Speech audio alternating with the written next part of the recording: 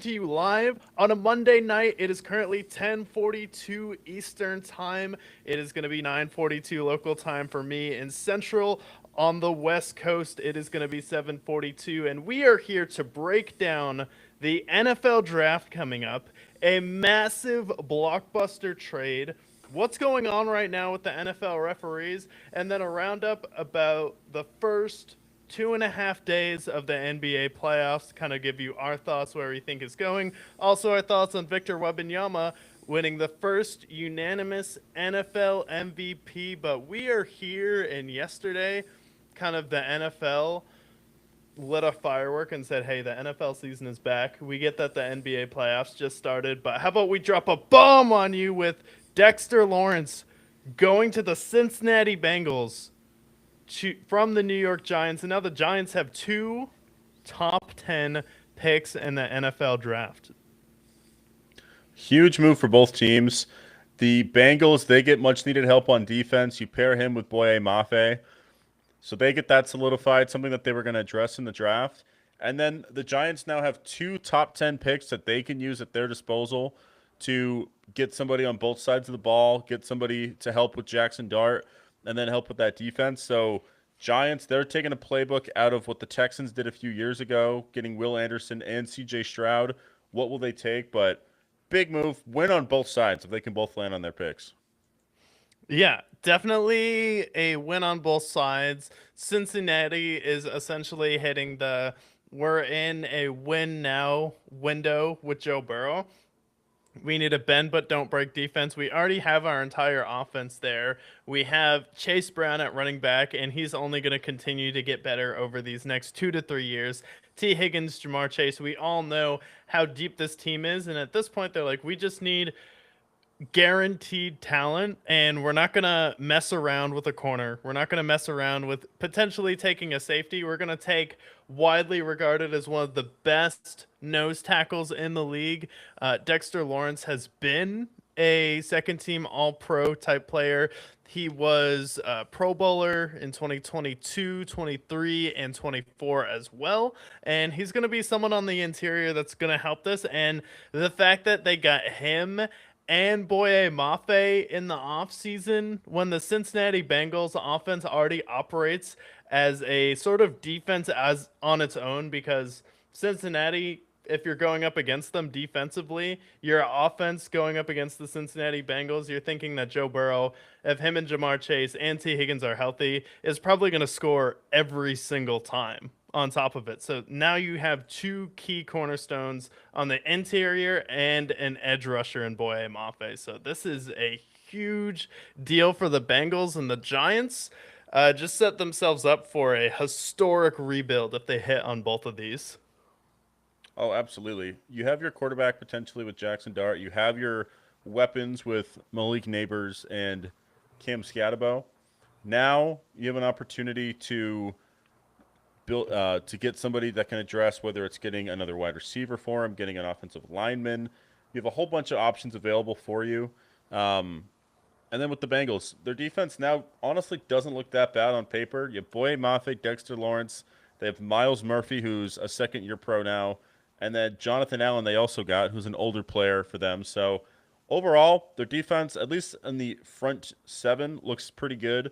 Now if they can focus on getting their secondary rebuilt, then Bengals look like they could be the team to beat in the AFC North. So I'm excited to see how it breaks down. Yeah, no, especially if Joe Burrow is healthy, and it looks like Dexter Lawrence, he had his press conference today, and he is definitely excited to be there. And then, for the Giants, it's going to be how are his teammates going to react to it. Kayvon Thibodeau likes Dexter Lawrence a lot. You have him as a player who's very impactful for that Giants locker room, and then also replacing a 340-pound lineman is not the easiest thing in the world to do. I feel like defensive tackle, it's never a surefire thing. So if you're the Giants, you're also gambling as well. But having two top 10 picks in the draft is pretty hard to say no to. And for the Giants, it's going to be tough because having two top 10 overall picks is a scenario where you could potentially call teams who have maybe a disgruntled star quarterback and trade for them, because as much as everyone liked Jackson Dart last year, it seemed like he did go to the blue medical tent pretty much every single game. You already have Cam Scatabo talking about retirement. So I do think the Giants, while they are set up very well with these two top 10 picks, they're also still a fragile team if they decide to go in the direction of Jackson Dart and Cam Scatabo, with both those guys so far seeming like they get a concussion on every other play. Yeah, I think it's cool because if they can hit on their picks, though, even if Jackson Dart doesn't pan out, they're in a position where now they have their weapons set in store. They have their defense getting solidified. I like Kayvon Thibodeau a lot. And you have the leadership of John Harbaugh, who's proven to be a good coach. So I think they're positioned well. Now, if they miss on both of these picks, obviously it doesn't matter. But if they can hit on them, then they look really good. I think they get another receiver on the offensive side of the ball. And then on the defensive side of the ball, get someone to replace Dexter Lawrence. And this team could be vying for the playoffs next year. Yeah, so it'll definitely be interesting to see. But that was a hell of a trade to kind of start off the second tier of the NFL offseason, where you have the Super Bowl, then free agency is kind of, I guess, what you would give someone who's going through withdrawals. It kind of stops that a little bit for you. And then the draft kicks in. You have the first week of the NBA playoffs going on with the draft at the same time. So it's a really good time for sports here. So this trade was definitely surprising because I just saw Dexter Lawrence to the Bengals. And the Bengals, they're giving up their 10th overall pick, but do you like them just going with the Ram strategy? Like, we just need the best talent possible right now, something surefire to go along with Joe Burrow. If Joe Burrow is healthy with the weapons that they have, they're going to be vying for the Super Bowl. So if they can just get their defense back to what it was when they made the Super Bowl, then that's all they need. Offense, they don't have to worry. Even their offensive line, I think they'll be fine. Their defense is really what's hurt them the last couple of years. So going after getting Boye Mafe, getting Dexter Lawrence, and then addressing it via free agency, I think that's the best bet for them, especially with a team that we don't know Joe Burrow's health long term. How is he going to last? So building up that defense now, that's what's going to help them get back to the playoffs and get back to competing against Mahomes in the playoffs. Yeah, so that is the Giants and Bengals trade for the number 10 overall pick and Dexter Lawrence. And then we also have a historic contract. Brandon Aubrey just broke the ceiling for kickers. He signed a deal that had $20 million guaranteed, and this level of security is rarely seen for this position, where teams' contracts are usually very easy for teams to move on from. So now you have a kicker making $20 million guaranteed, and Brandon Aubrey has been widely regarded as the best kicker in the league as well. And then leave it to the Cowboys to not pay Micah Parsons, but pay a kicker. Not pay George Pickens, make him play on a franchise tag, but we're gonna pay the kicker. Yeah, I didn't Priorities. even put those two together. Yeah, Brandon Aubrey's getting $20 million a year. He's getting $20 million, $7 million per year, breaking records for the kicker position. After they already shelled out all this money for Dak Prescott, after they paid Tyler Smith, so like if you want to be the highest paid player at any position, just play for the Cowboys. George Pickens, he might hold out potentially. That's not ideal for them, but yeah, I didn't even put those two together. That's funny. But Brendan Aubrey definitely deserves it. He has been the best kicker his time in Dallas, and he could go down as probably the greatest kicker of all time, at least accuracy wise. So I like the signing for them. I think he's worth every penny. But yeah, maybe sign George Pickens, the guy that helped you have one of the best offenses in the league last year. Maybe just a thought. Yeah, and he's been historic. He's 88% on field goal accuracy, 96% on extra point rate through his first three seasons. And then, yeah, he broke Kaimi Fairbairn's extension, who just signed a few days ago. So it seemed like he was just waiting to see what Kaimi Fairbairn was going to get paid, and then he wanted the Dallas Cowboys to match that, so he could, in fact, be the highest paid kicker in the league. But I mean, it is one of those positions where you could have a situation like the Jacksonville Jaguars had where um, that game against the Buffalo Bills in the first round really did come down to their kicker missing a few key kicks in that, where if he kicked another field goal, potentially we're either going to overtime, or even if he just made all of his kicks, the Jaguars would have been winning that game at the end of it. Yeah, I think the thing with the kickers is it's one of those valuable positions that we don't really value enough in the NFL. I feel like the difference between an average kicker and the best kicker in the league, the difference dollar wise is like 2 to 3 million. But getting someone like Brandon Aubrey or the Harrison Buckers of the world, previous generation having like the Nick Folks and Adam Vinatieri's, when you have a kicker like that can kick it from 65 consistently, or at least in the high 50s, and make them at a consistent rate, that gives you an advantage on the offensive side of the ball. So I think it's worth it. I think it's worth to go out and get the best kicker you have and lock them up long term if you get one. It's not necessarily the most important position in the NFL, but when you have a good kicker, it helps all around offensively with field goals, with extra points, just stretching the ball further for them. Yeah, no, it definitely makes your life a lot easier if you can rest easy, knowing that your kicker's going to hit it. And hey, if he wants to be the greatest kicker of all time, the bar is pretty low. Just don't assault anyone and get ran out of the league, and he'll be fine. Yeah, but I like that signing a lot for the Cowboys. There was some whispers this past couple of months about the Patriots and AJ Brown. Are they going to make that deal? We didn't get exact confirmation, but Adam Schefter did report that the Patriots are likely to trade for AJ Brown post June 1st, acquiring him. Deal is not completely set in stone yet, but it seems as if AJ Brown is in fact going to the Patriots.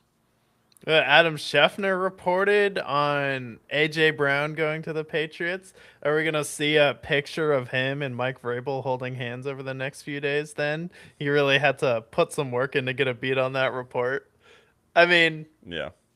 the like original person who had a beat on this a couple weeks ago was the one who Mike Vrabel was caught with. And that scandal went around. Mike Vrabel just putting in work with the reporters, and then she resigned at her job. But she reported this a couple weeks ago that the Patriots were going to trade for AJ Brown, and this is something that just makes sense.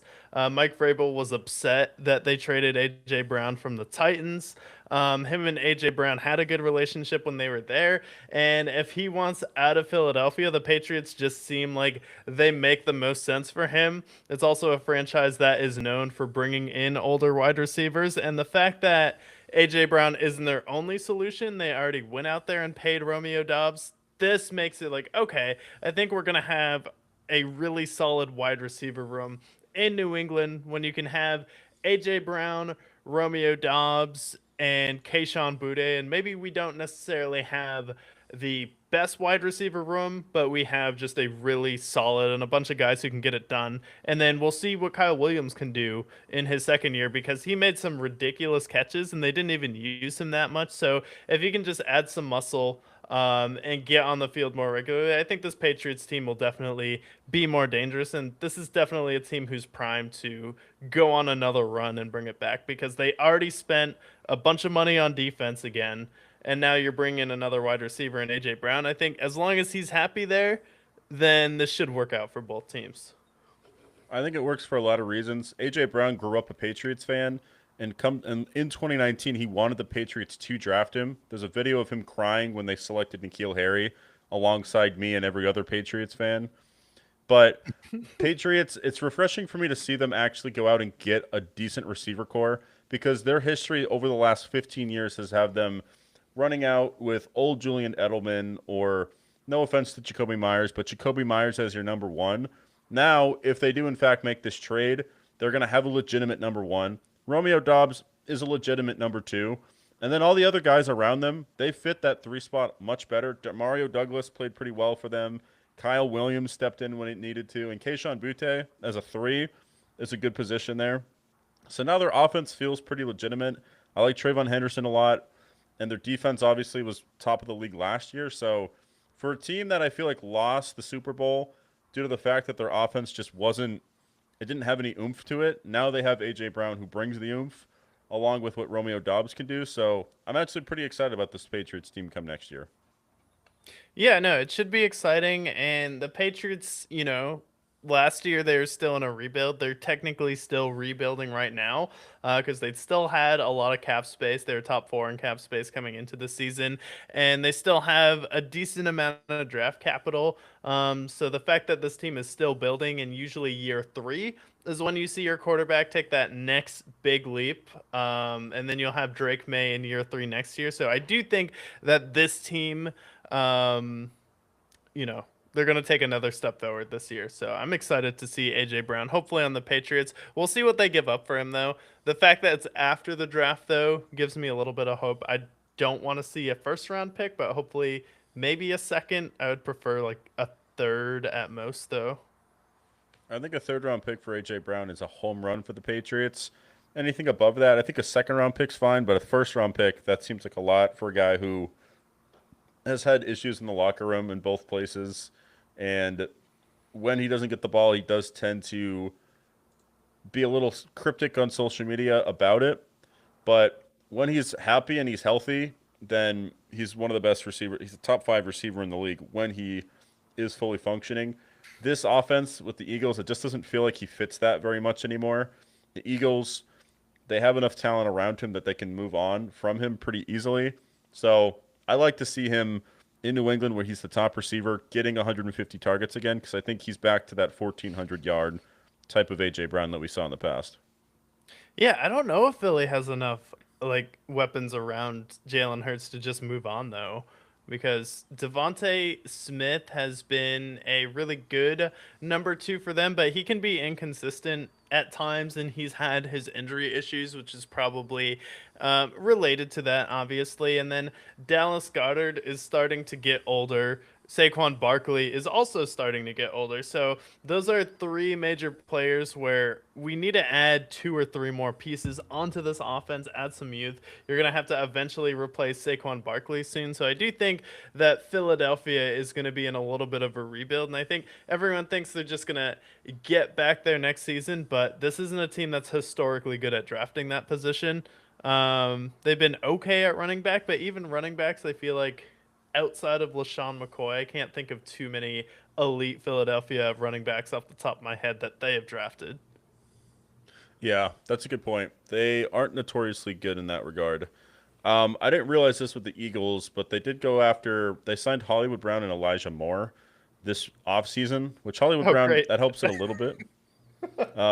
But losing A.J. Brown, that receiver court does take a pretty big step back. I'm interested to see where they draft. They should be drafting in the high 20s, if I'm not mistaken. Eagles are 23rd, so depending on who is available, maybe they can go out and get somebody to replace him, or with some of the capital they get from the Patriots, maybe they can move up and go after someone like Jordan Tyson or Carnell Tate. But I don't see them doing that. I think they stick with this team. Their defense is still pretty solid all around, so I feel like they're going to run it back this upcoming year without A.J. Brown, and then that's when we start to see the cracks in the armor. Yeah, and Philadelphia too is a franchise where it seems like their fans still aren't convinced that Jalen Hurts isn't the guy, and they also fired Doug Peterson after winning a Super Bowl there, and they didn't give him the benefit of the doubt, like, oh, you won a Super Bowl, so we're gonna let you stay here for a long time. Like Philadelphia moves quick, which is insane because Nick Sirianni is has the highest winning percentage of any other head coach in the NFL, I believe. But this just isn't a team I can see really contending for a Super Bowl over the next few years. So, are they going to blow it up? It'd be interesting to see with Philadelphia because, like, I don't think that they should. I would still keep Sirianni and Jalen Hurts there, but they got rid of Carson Wentz. They moved off of him when they thought he was going to be a problem, and then they also moved on from Doug Peterson as well. I can say this about Phillies fans. They are never happy. No matter what team is playing for them, the Phillies, they go out and get Bryce Harper. They boo him. The Sixers, they had Joel Embiid and Ben Simmons. They boo them. And the Eagles, with Nick Sirianni having the highest winning percentage of any guy through the first 5 years of his career, they boo him and ask for his job. Jalen Hurts brings them and wins them a Super Bowl, brings them there twice. Still not sold on Jalen Hurts. So if there's any fan base, we can make fun of New York, we can make fun of LA, we can make fun of Boston. Philly fans, they have no level of empathy for any of their players when it comes to just the fact that they're never pleased. They're never pleased with whoever their teams are. So I think that they should keep them. I think they should run it out because they still were a very good team last year, and Jalen Hurts, I think, is a top 10 quarterback, but this Phillies fan base is never pleased.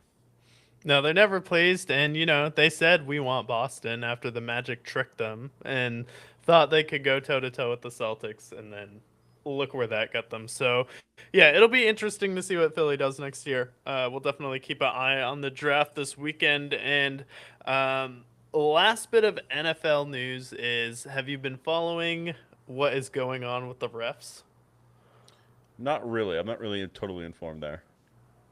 So right now we are kind of on a collision course for a repeat of the Fail Mary controversy of the 2012 NFL lockout. And currently, the negotiations are at an impasse right now.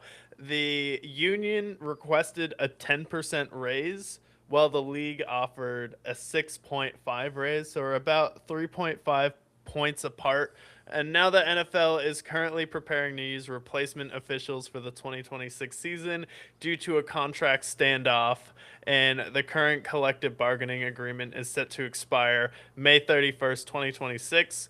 And, it's kind of stalled out right now. So I think the worst possible thing for the NFL is bringing back the college refs, because I remember when that happened, and everyone was complaining. Everyone said you could throw anyone out there and they would still be better than these refs, and people learned very quickly where, as flawed as the NFL refs are and as rigged as the game can look, and as blatantly they miss calls or you think they have a call that ends up being bad, when we had replacement refs last time, almost a decade and a half ago, didn't work out very well. So if I'm the NFL, I would just pay the refs. Like, you make enough money. We're doing games in Mexico now. We're going to Australia. We're adding a Wednesday game on the first week of football, and you can't come together on a 3.5% raise. And this would save your entire product and brand, if the refs don't suck. Yeah, I mean, we all remember how awful those replacement refs were. And I know it's 15 years later. Maybe refs post then have gotten better, but it's just not worth the controversy. And the NFL is a smart business. Of all the four major sports, they're the ones that seem to know their product the most. So I think this comes to an agreement before May 31st. I don't think we end up having replacement refs because the controversy that they had 15 years ago, I mean, viewership declined dramatically there. There was fans in uproars. There was Philly fans protesting. Like, we don't want to deal with that noise in the NFL, and the NFL knows it. So I think they come to an agreement. 3.5% in the NFL eyes with what the refs make. I think the refs make like 100,000 a year. We're talking about maybe tens of thousands of dollars per ref. It's really not that much money that's going to break the bank for them. So just pay the 3.5%, pay them the 10% raise. Inflation's high. I would pay them, and I think that's what they end up doing eventually. Yeah, hopefully they do that eventually. I mean, it's 10%. Can we at least meet at 9% here? And it's like, if you're the refs, you also have a really tough job. Like, I have refed in like middle school and elementary school basketball, and that's still hard, to be a referee. And then you're making like that call in real time. And I feel like the NFL generally has been pretty good.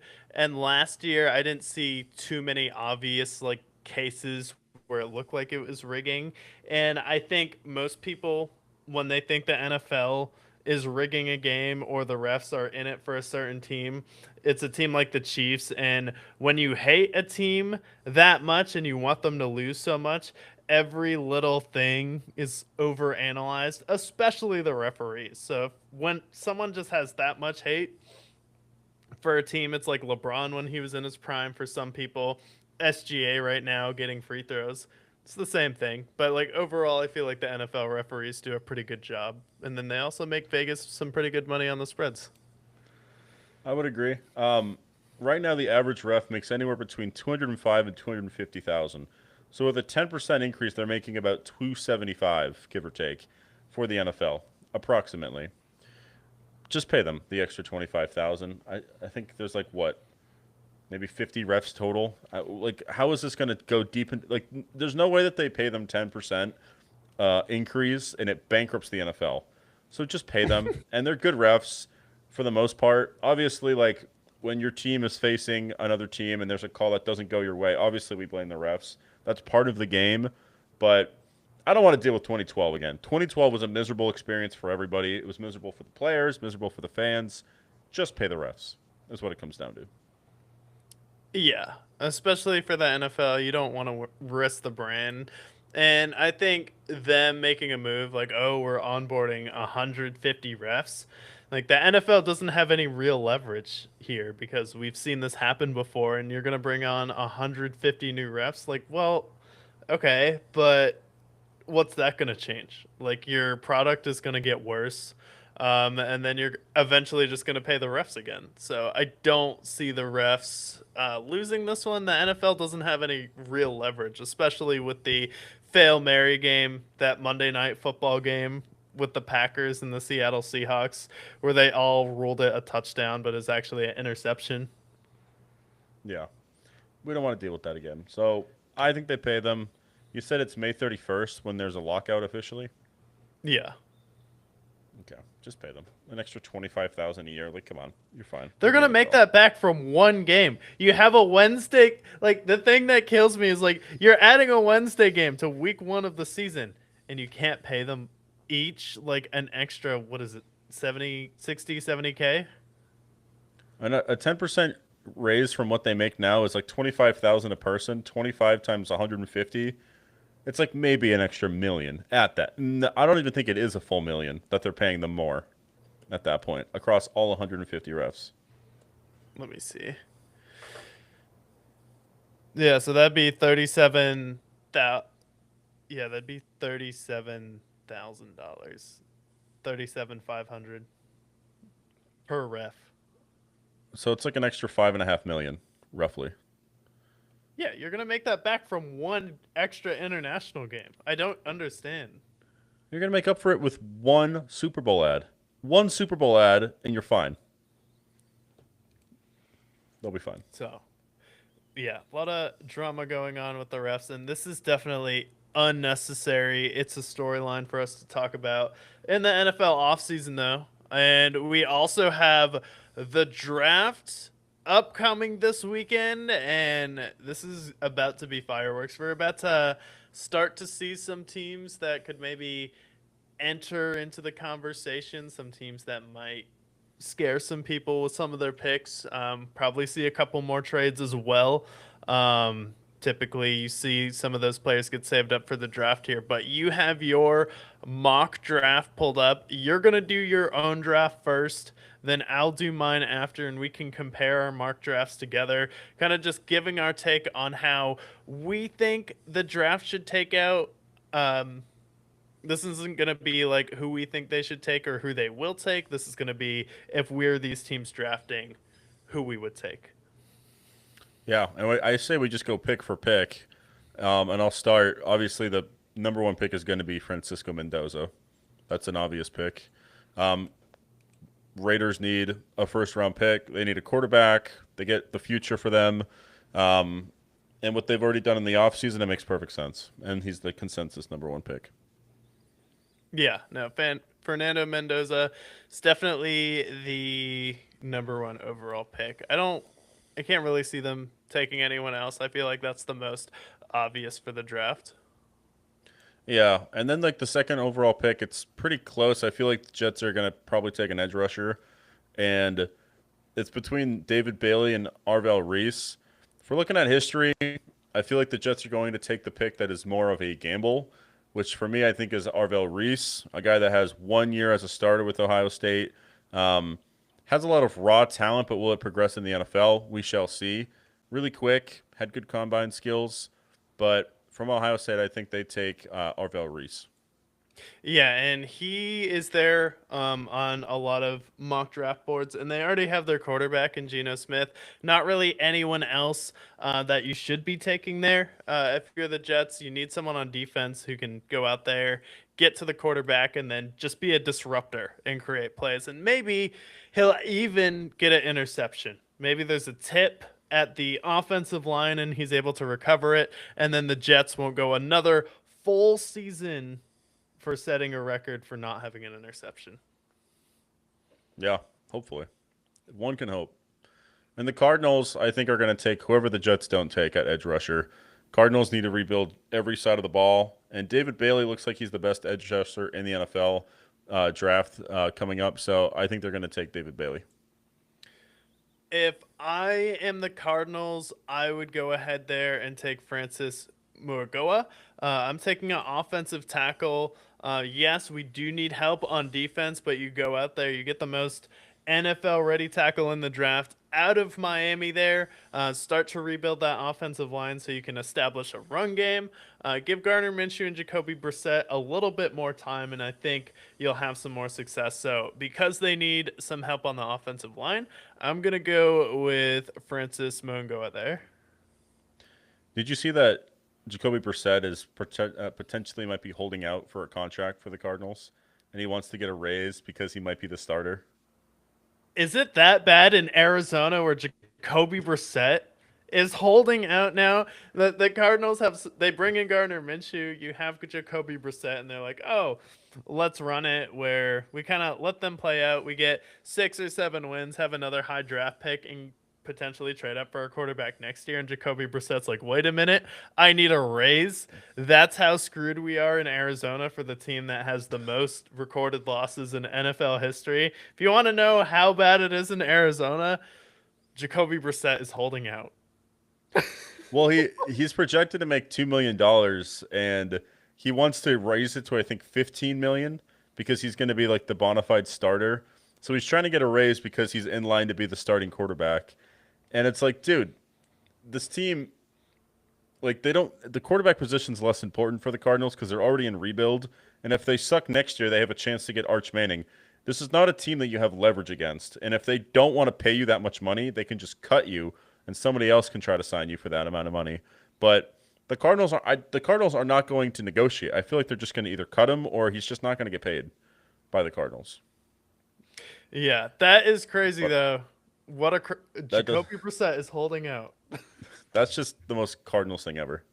and they're But interested moving in back to Jimmy Garoppolo too. I think. yeah, talking him out of retirement at this point. Now, back to the draft. The Tennessee Titans can go a few routes here, but I know the pick that I'm taking. They have Cam Ward, and they invested in their offense this offseason. The bald man is now in charge. The bald men, I should say, are in charge. I think they go after Jeremiah Love, gives them some offensive firepower. I think Jeremiah Love could be the best offensive weapon in the draft. He's a stud, and I think he's going to be an instant starter. And I think him in Tennessee makes the most sense. Yeah, I think it does make a lot of sense with him there. With Jeremiah Love, though, is you have, two running backs in the backfield already. And at this point, if I am the Tennessee Titans, I need a surefire wide receiver that I know is going to be the best or one of the most surefire receivers that is going to come in and make an impact right away with Cam Ward, because we did get some help, but I don't think they still have enough help at that position. So if I'm them, I am taking Carnell Tate at number 4. Jeremiah Love, he may be a game changer in the backfield, but you can always get a running back in the second, third, or fourth round and have a productive player. But you just need to get your rookie second year quarterback a bona fide stud at wide receiver that he can grow with over the next 3 to 5 years. So I would take Carnell Tate. Is that what I think they'll do? Not necessarily, but it's my draft. Sure. And I think the Giants, they're a team. They have Malik Neighbors. He's coming off of an injury. You have Jackson Dart, Cam Scadaboo. I think with the 2 top 10 picks, one of them is going to be spent on an offensive player, the other one on a defensive player. And I think for them, they have that. They already have a kind of a physical receiver, so I don't think they go and take Carnell Tate. I think they go after somebody like a Makai Lemon potentially could be of interest, but I think they go out and just get a linebacker with Sonny Styles from Ohio State, top linebacker. They have a pretty good linebacking core. You put him there with Brian Burns and Tremaine Edmonds. I think this team looks really nice. So I'm going to pair him with Sonny Styles with that 5 pick, and then they go after somebody else the next pick. Yeah, Sonny Styles is who I have as well. You have good edge rushing on this team. Depending on if you're gonna trade Kayvon, if you trade Kayvon Thibodeau, maybe you look at going out there getting Ruben Bain. If you don't necessarily want to trade him, or I still have David Bailey there. So if David Bailey's there, maybe pull the trigger on trading Kayvon Thibodeau. I know the uh, Seahawks are shopping their first round pick and are interested in him, but I would go with Sonny Styles still at this moment. Yeah, and I think their linebacking core with him, especially if he hits, is going to be a good ad for him. And then this is where, with the Browns, Carnell Tate's still on the board. They desperately need receiver help. Jerry Jeudy's their number one. This is where I think Carnell Tate falls. I think he goes to Cleveland. Think he goes to Cleveland. And then if I'm Cleveland, I still have Jeremiah Love on the board. And I'm sorry to do this to Jeremiah Love, but I would have him going to the Cleveland Browns. He's someone who can come in, be a difference maker, and kind of be the focal point of that offense. They have a pretty poor quarterback situation right now, especially with how kind of odd the media treatment of the Shador Sanders situation is. So I would just go out there, get a solid running back with your offensive line. Yeah, I like that pick as well. I think with Cleveland getting him, they've been pretty successful with drafting running backs historically. So at least with Nick Chubb, he's panned out well for them. They did have also the Jerome Ford hits that have been successful. Maybe more of a smaller running back, but still very successful there. So I don't hate that for them. The Commanders pick is when it gets interesting. It kind of depends how these other picks shake out. But this is a team that has a really bad offensive line and Jaden Daniels, who's coming off of an injury.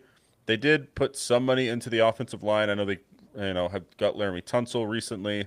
But with the best offensive tackle available in Francis Malgoa, I think they go out and take him. Francis Mogo. Yeah, I definitely like that pick there.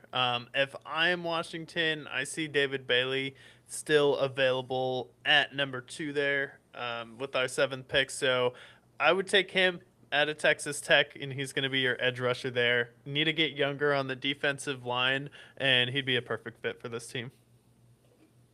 Yeah. And then we have the Saints. Saints have a few picks they can have here. They have Chris Olave, so they have a good offensive there. Obviously, Alvin Kamara is still running the fold for them. If Jeremiah Love falls here, I think they take Jeremiah Love in this position. But if this draft shakes out the way I have it in my mock draft, they're left. I think the biggest concern for them, I think they need a corner that can really help solidify that. So I think they take Jared McCoy out of Tennessee. Jermon McCoy, I mean. Yeah, I like that pick. For me, their number 1 need is edge rusher right now. So I think the New Orleans Saints, and if I was them, I would take Ruben Bain out of Miami. I can see Ruben Bain in New Orleans. I think that's a good fit there. I think he'd be good. So that's a good pick. The Chiefs, I've talked this into existence for the last couple of months now, ever since they had that 9th pick.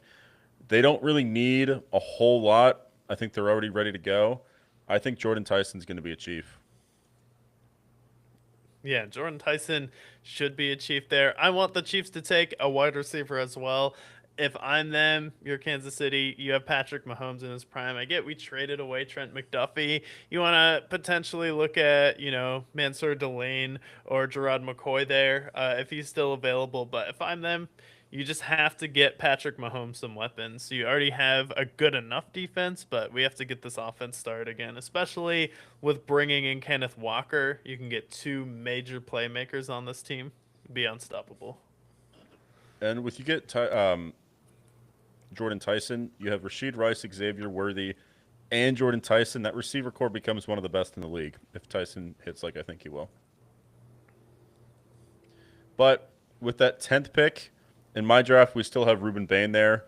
I said they were going to go offense. They could go Makai Lemon. But the fact that Ruben Bain has fallen like he has, it's going to be hard for them to pass up. I think they take Ruben Bain here. I lied. I thought they were going to take an offensive person, but I think they double up on their defense. Double up on defense. Yeah, I like it. Um, and you already have Malik Neighbors coming back. You have Cam Scatabo, who is instant offense as well. And Jackson Dart, if he's on the field, he's going to be mobile for you. So if you have an elite defense, I do think that's a winning formula, especially with certain teams like Houston last year. Their defense was so good that if CJ Stroud didn't have the worst playoff run of any quarterback in NFL history, they probably would have been in the Super Bowl. So I do think going heavy on defense will be the strategy for New York as well. But if I and then I'm gonna go safety, and I'm gonna have them taking Caleb Downs out of Ohio State. Okay, I like that pick. And you had them at number 5 taking Sonny Styles, right? Yes. We were both on the same track there. Okay. Then it goes to Miami. Miami, their entire roster's gutted at this point. They traded Jalen Waddle. Tyreek Hill is no longer on this team. And for them, they just need some sort of help from Malik Willis. I think this is when they go out and take Mekhi Lemon. Yeah, for me, for a team that needs help at every single level, to me that just screams boring. In offensive tackle, I have them taking Spencer Fano at number 11. Like for me, like the Miami Dolphins, we need a corner, we need a safety, we need a linebacker, edge rusher, defensive tackle, middle linebacker, Mike linebacker. We get it. Punter, kicker. The entire team needs a reboot, and that just screams, well, why don't we go out there, safe pick, offensive line? No one can rip us for that. Because if you take like a skill position and you miss on it, you just set yourself back another year or two. True. Now, the next pick is the Dallas Cowboys. And if you want to talk about a team that doesn't usually draft to their needs, it feels like in their first round, CeeDee Lamb, they drafted him when they had Amari Cooper, and they already had a good receiver corps prior to that. I think the Cowboys do that same thing again. They don't necessarily need another weapon, but with Kenyon Sadiq right there, a guy that Yes. could be the best tight end in football, I think the Yes. Cowboys, they always make the big splash. They traded for Micah Parsons to get him. They made that trade for CeeDee Lamb. I think Kenyon Sadiq at 12, you pair him with Jake Ferguson, that offense is one of the best in the league at that point. Yeah, and you have two first round picks this year. And to me, I kept looking at the Cowboys, looking at this draft board, and the Cowboys, again, as you said, they don't necessarily draft to their needs. They take Ezekiel Elliott with the fourth overall pick. You have CeeDee Lamb and George Pickens. So why don't we go all the way, add one of the best tight ends in the draft, the top prospect out of here? So I honestly love that Kenyon Sadiq pick as well. Yeah, I think that's a home run. And that seems like, believe it or not, that seems like the most obvious pick for me. Maybe if Jordan Tyson's there, they take him. Maybe if there's a Jeremiah Love that falls that far. But I think it's going to be somebody offense that's going to give another weapon for Dak, especially if George Pickens might holds out. Then we have the Rams, and it's pretty rare to see the Rams have a first round pick. So kind of strange to see this, but they went and traded for Trent McDuffie. Their corners could still use probably maybe another one. Offensive tackle is always available, but the Rams, another team that likes to make a big splash. I see that they have Caleb Downs and Mansour Delane available. I think they take Mansour Delane. Yeah, and they have, more defense available, but why would Sean McVay waste his first round pick on defense when Makai Lemon is there? The Rams are interested in adding another wide receiver. Puka Nakua is went to rehab, I guess. He bit someone, and that situation's up in the air. Devonte Adams also was a little bit banged up last year. He was in and out of the lineup, was able to come back for the playoffs, but I think this offense wants to add another weapon where they don't have to pay a high profile wide receiver here. So I do think they're going to go offense. They take Makai Lemon. Seen this in a couple mock drafts, and I like it. Yeah, I like Mike Lemon on the Rams. That's a good fit. Now, for the Ravens, I always want the Ravens to go after somebody in the first round on offense because they could probably use it. But Todd Monken takes over. He is a defensive specialist for the Chargers. So I think they go defense on this path. They could go a few routes, but they are in need of a D tackle. I think they're going to go out and get Peter Woods out of Clemson. Peter Woods out of Clemson. I like that. Yeah. For me, if I am Baltimore, I think you have two good corners left in my draft up there. The fact that Mansour Demore is projected 10 overall, I would go ahead and then pick Delane at number 10, draft him to the Baltimore Ravens. You need some help in the secondary. Go ahead and take the best player available on defense. Yeah, I like that pick a lot. Now the Bucks, they probably need an offensive line again. Could use some tackles. I know Levante David walked out the door, so few picks they can have here. I see Caleb Downs still there. I don't think they go after Caleb Downs. I don't think they have the sexiest pick here. I think they go and take Spencer Fano out of Utah, get an offensive lineman, help Baker out a little bit, hope to bolster up the running game for Bucky Irving. So I think they take Spencer Fano here. Yeah, Spencer Fano's a good pick. I already have him going to Miami in my draft, but what I would do if I'm Tampa is go out there and get an edge rusher.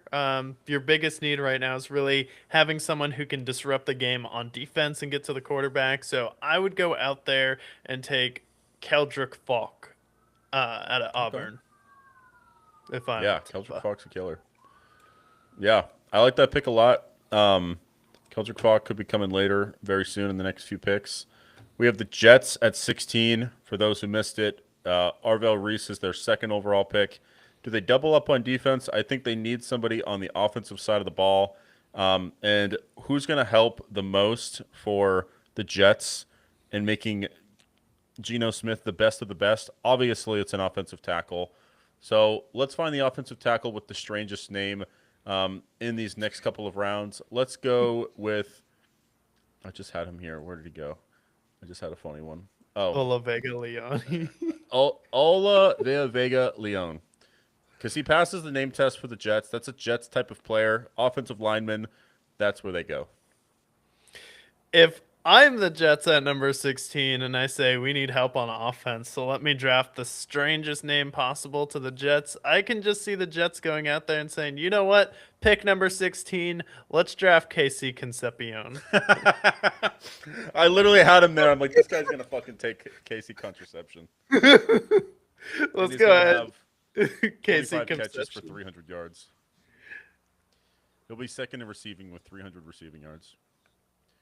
Now the Lions are available, and they probably still need to bolster that defense. They have some offensive linemen that can go. They can go Monreal Freeling, which I think is a very possible pick there. They do need offensive line help. Caleb Downs is still there. He was supposed to go 9. Here they are at number 17, so that looks sexy. But I still think they go the non-sexy route. I think they bolster up that offensive line again. They take Monreal Freeling. Yeah. If I am them, I would go on defense and give Aiden Hutchinson a real running mate at edge rusher there. So I take the next best edge rusher available, and I would go with Akeem Mesidor out of Miami. Ooh, Get I like some that. elite playmaking. I mean, they have to be good at something eventually on defense, and the Lions, their defense has been good at times, but it never really has been a defense that's going to overwhelm you. So you either have to have a lockdown secondary, be bend but don't break, or have two really good guys who can get to the quarterback. So if you have Akeem Mesidor with Aiden Hutchinson and Ali McNeil, I think that's definitely a solid defensive line. Out of Yeah, Miami. yeah, I think he's going to be a killer for them. Now for Minnesota, they do need a safety. Harrison Smith is out the door. Caleb Downs is right there from Ohio State. He fell to them. I think Caleb Downs is going to be playing in Minnesota. Okay. I like that pick. And then, yeah, for Minnesota, if I am them, I would go out there and take the Oregon safety Dylan Thieneman. On defense, you need some players. You brought in Kyler Murray. Already have a really solid offense here. It's your top need listed here for the draft, and I think he's going to be one of the better safeties coming out of the draft. So I think you go out there, do it, draft the guy from Oregon, Dylan Thieneman. He's a Viking now. All right, Jalen Viedeman, we like it. Now the Panthers, I feel like they could use some offensive help for Bryce Young. They hit on Tedder McMillan last year. Xavier Legette hasn't quite been the guy that they wanted him to be, so they definitely need a receiver. So there's a few options they go here, but I think the funny name, KC Contraception, I think he could be playing in Carolina. Yeah, I could see that. That makes Um, sense for a Panther player. yeah, it makes sense for a Panther player. I mean, they've had some of the, they had Chosen Anderson follow Sam Darnold there. They had Super Cam, so I could definitely see them taking KC Conception. But if I'm them, I think we still need some more help on the offensive line, especially you had your left tackle get injured in that Rams game. He's going to miss some time, so you definitely need depth on the offensive line. You can wait on receiver until the second round, so I'm going to go out there and take Caleb Lomu out of Utah, and he's now a Carolina Panther. All right. And then the Cowboys, they made a big splash with Kenyon Sadiq at 12, but they traded away this edge rusher last year who's very good at football. His name is Micah Parsons. He now plays for Green Bay. Keldrick Falk is all the way down waiting for Dallas, begging to be a Dallas Cowboy. And with what he's able to do, super athletic edge rusher out of Auburn, I think untapped potential, potentially could be the replacement for Micah Parsons. I think they go Keldrick Falk. Keldrick Folk, I like it there. I think they go corner in this situation. I think out of Tennessee, they take Jermod McCoy.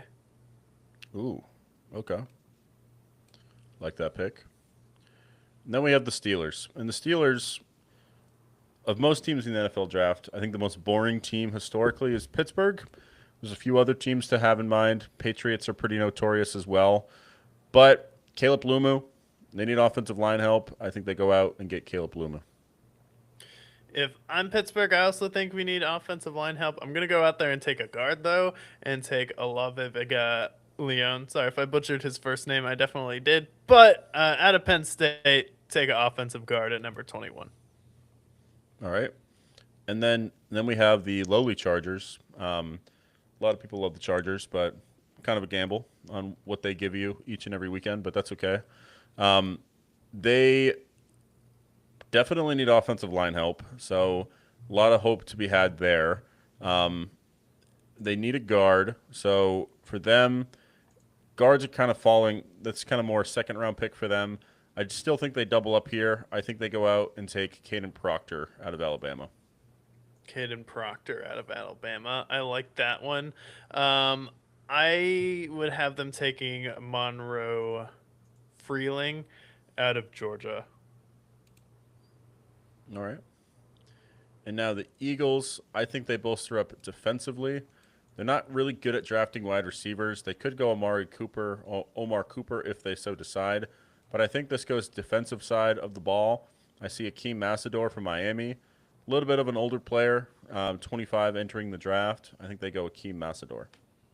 Hey, Massador, I like it. For me, you're going to be trading away A.J. Brown. You still do need a wide receiver if you're Philadelphia. And if I'm Philly, what would be the funniest possible thing we could do would be to trade A.J. Brown and then draft Denzel Boston out of Washington. He comes later in my draft. I like Denzel Boston. That makes sense. That's an Eagles wide receiver if I've ever heard one. I like that pick a lot. Now, Cleveland attacked their wide receiver need with that 6th overall pick with Carnell Tate. They could go a few different routes here. Ultimately, I think they still need to bolster that offensive line, and there's a few routes they go. I think they take Max Ironacre out of Arizona State to bolster up that offensive line a little bit. Yeah, I like that pick as well there. And then for Cleveland, I definitely like them going offensive line as well. And I will have them taking Max. Max, the guy that I just listed there. Yeah, I'm not going to try and say his last name. Now, for the Bears, I feel like their defense is looking pretty damn good nowadays. So I don't think they need to go that route necessarily. They did trade DJ Moore, so I think they go out. They look at Amari Cooper Jr. out of Indiana. bolstering up that receiver core for Caleb Williams, going all in, I think they go and take Amari Cooper Jr. Mark Cooper Jr. Yeah, I like that pick as well for them. You got rid of DJ Moore. Again, you need a younger wide receiver room. Right now, we're just trying to get weapons if we are the Chicago Bears. So I like them taking Amari Cooper. All right. And then for the Bills, I think their biggest problem for me is their defense. That's why I historically don't trust them in the playoffs. Plus, they just haven't won in the playoffs consistently for me to trust them. But I digress. Dylan Thieneman has fallen quite a bit at this point in the draft. He was supposed to go 17. Here he is at 26. They need a safety. I think the Bills just go out and take the best available player, and they take Dylan Thieneman.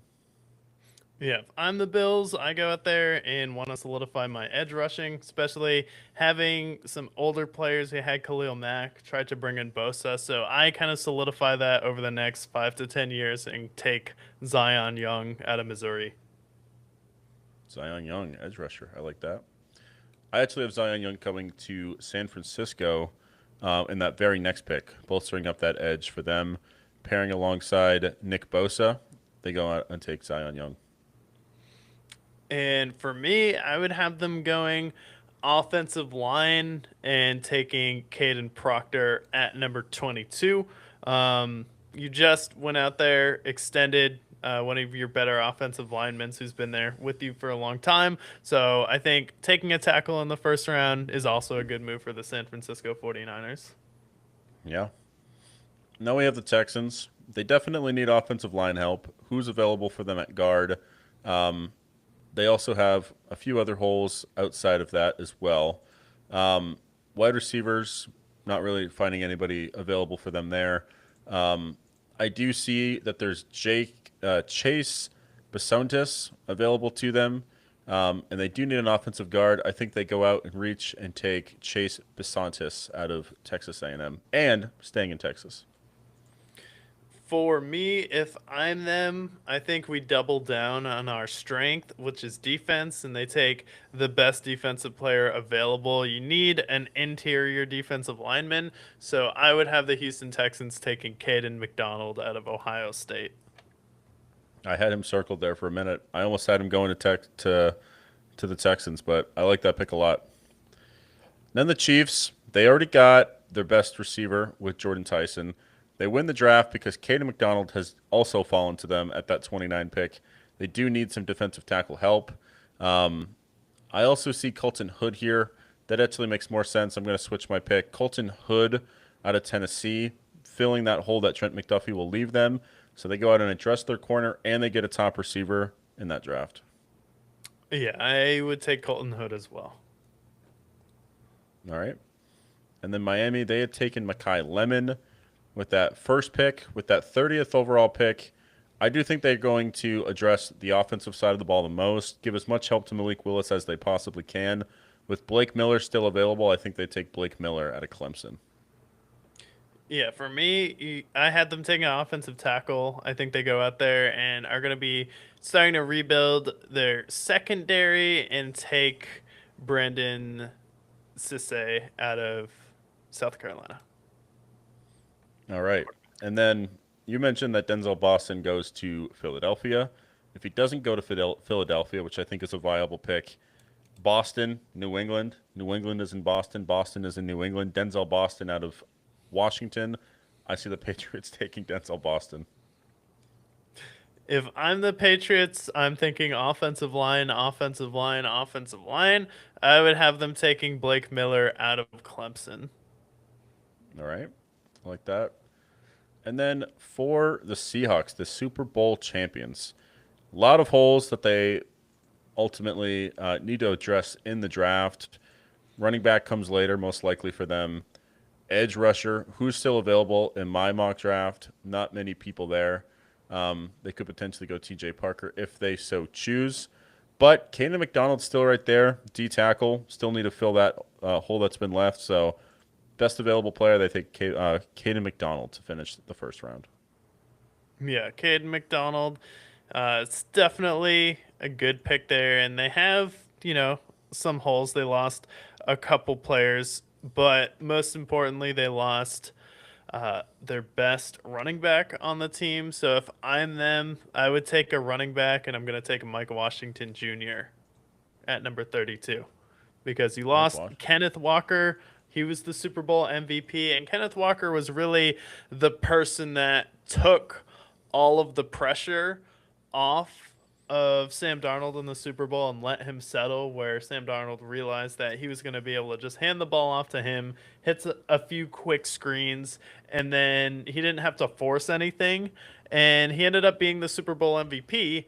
But then, you lose him to the Kansas City Chiefs, and you're going to rely on Zach Charbonnet, who is coming off of knee surgery. So I don't love that, and I think if they don't trade their first overall pick for either another player and some more picks, I think you go ahead and then take Mike Washington Jr. at 32.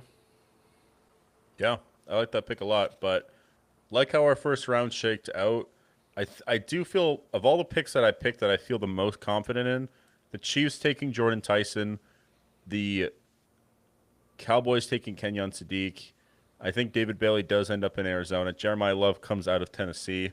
So those are the picks that I feel the most confident in. Obviously, it's the NFL draft, so anything's going to happen in these drafts. We're probably going to laugh at these mock drafts a couple of years from now, but we've been pretty good, I feel like, picking our picks in the first round historically. Yeah, and mock draft is definitely fun, and I like playing around with it a little bit. So I do think this will be a fun draft. There's a lot of interesting wide receivers on where they'll go, and then it's going to be really interesting to see if the Titans will go out there and take Carnell Tate, and then if so, will Jeremiah Love fall to the Cleveland Browns? Or are there going to be maybe a couple people that want to trade up for someone like Jeremiah Love sitting there, and then the Giants trade back out of the fifth pick and then get themselves even more capital to work with because they don't necessarily see anyone there that they love outside of Sonny Styles there? Yeah. I think the most interesting drafts to see how do the Chiefs play out after this draft? If they hit on these two first round picks, they're back in the Super Bowl next year. The Giants, obviously, with their two top 10 picks. I think the Titans have a really interesting spot at number 4, what they can do. And then the Cowboys always make it interesting with no matter what pick they have. And they have two first round picks in the top 20. So I think those drafts, those are the people I'm the most excited to see come And draft then time. looking at this draft board, before some people may have said the Chiefs or the Cowboys have a lot to lose, but the Giants do have two first round picks, and the Raiders also have the number one overall pick. The Jets have two first round picks. Out of all these teams, we are the Monday before the NFL draft, which starts on Thursday, I believe, which is insane. Who do you think has the most to lose? Most to lose, I feel like it's the Giants at this point, for the sake that they have all this momentum going into their next year with John Harbaugh. They have two top 10 picks that they can hit on. If they hit on both of them, then they could be a perennial division winner for the next 5 to 10 years with John Harbaugh. But if they miss on both of those picks, then the Giants are the same old Giants that they've been since 2012, a complete joke. Jets are another team that really need to piece things together. Um, and then, so I'm going to say the Giants most likely. I think they have the most to lose in the sense that this is your golden opportunity just to restore your dominance in the NFC East. And if you miss on it, then you're the same old Giants. I think it's the Giants for me. What do you think's the hardest pick? Hardest pick.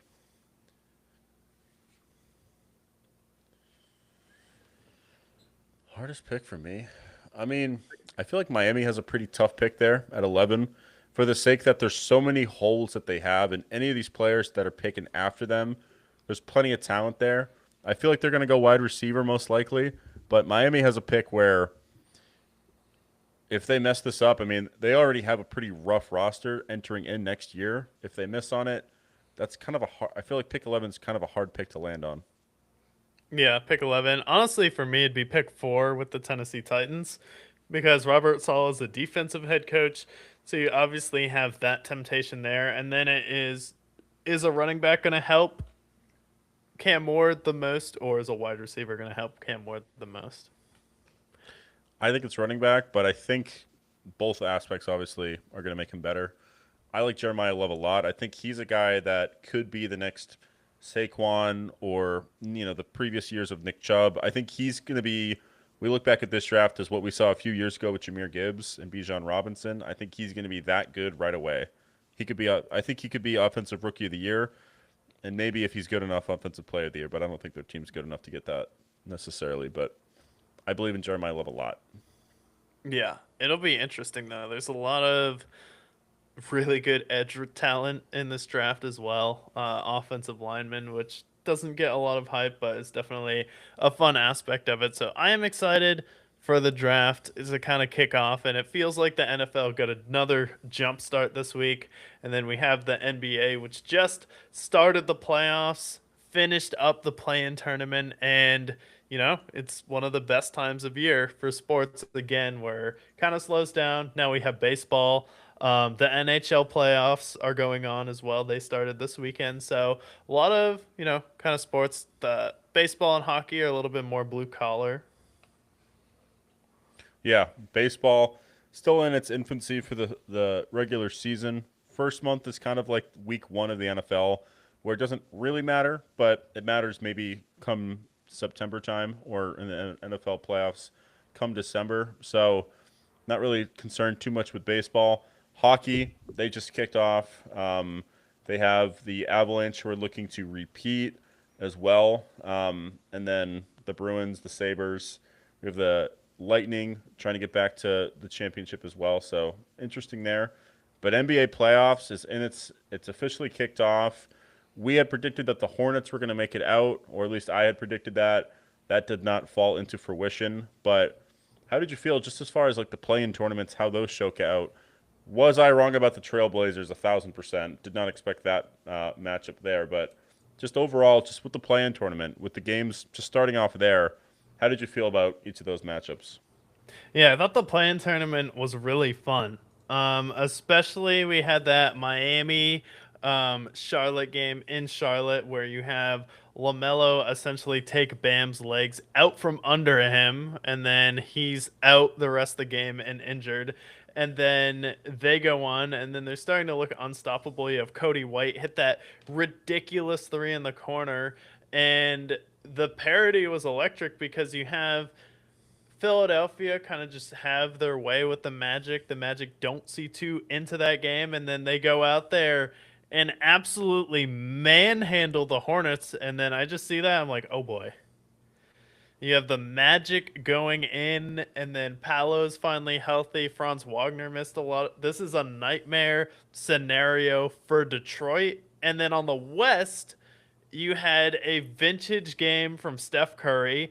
Al Horford hit four threes in the last 5 minutes of the fourth quarter versus the LA Clippers. And then you have the Clippers fall apart with Darius Garland and Kawhi Leonard, who seemingly just couldn't handle a double team when the Warriors were trapping him. And then you have the Suns go out there and take care of business versus the Warriors there. But I thought it was definitely a fun play-in tournament. I don't get the people who complain about the play-in tournament like we don't need this. Like, no, we got two really good games of basketball between the Clippers and the Warriors, and then also the Hornets versus Miami was another really solid matchup. Honestly, also Trailblazers Suns. We had Denny Denny Advija. Ogdia. I can't Advia. He came out, dropped 40 with the Trailblazers. Kind of his coming out party. I feel like he's one of those players that maybe like more ball knowers know about, but I feel like he's kind of overshadowed in the sense that the Trailblazers haven't been really relevant of late. But he's emerged this year as a scorer. He's got 24 points a game at this point, but drops 41 against the Suns. Is pretty much And he came from inevitable all game. Washington too. Like Washington traded him to Portland. I don't know if you know this. I did not know that. Damn. So he came from Washington. Who did they end up trading to get him at that point? Let me pull Look up it the up. trade because they call him Downhill Denny. And yeah, the Washington Wizards gave him up, and he's 25 years old, and He's a player. He had like kind of an unconventional career. He's from Israel, so there's the memes of him. Uh, but he's someone who's 6'8". He's a big physical downhill player, and the playing tournament got to showcase him be a dominant player against a fringe playoff team with the Suns, and the fact that he went out there dropped 40 and 7. He's a really good passer. Really just needs to work on having a consistent perimeter game for the Portland Trailblazers. I just looked at the trade. They traded him for Malcolm Brogdon.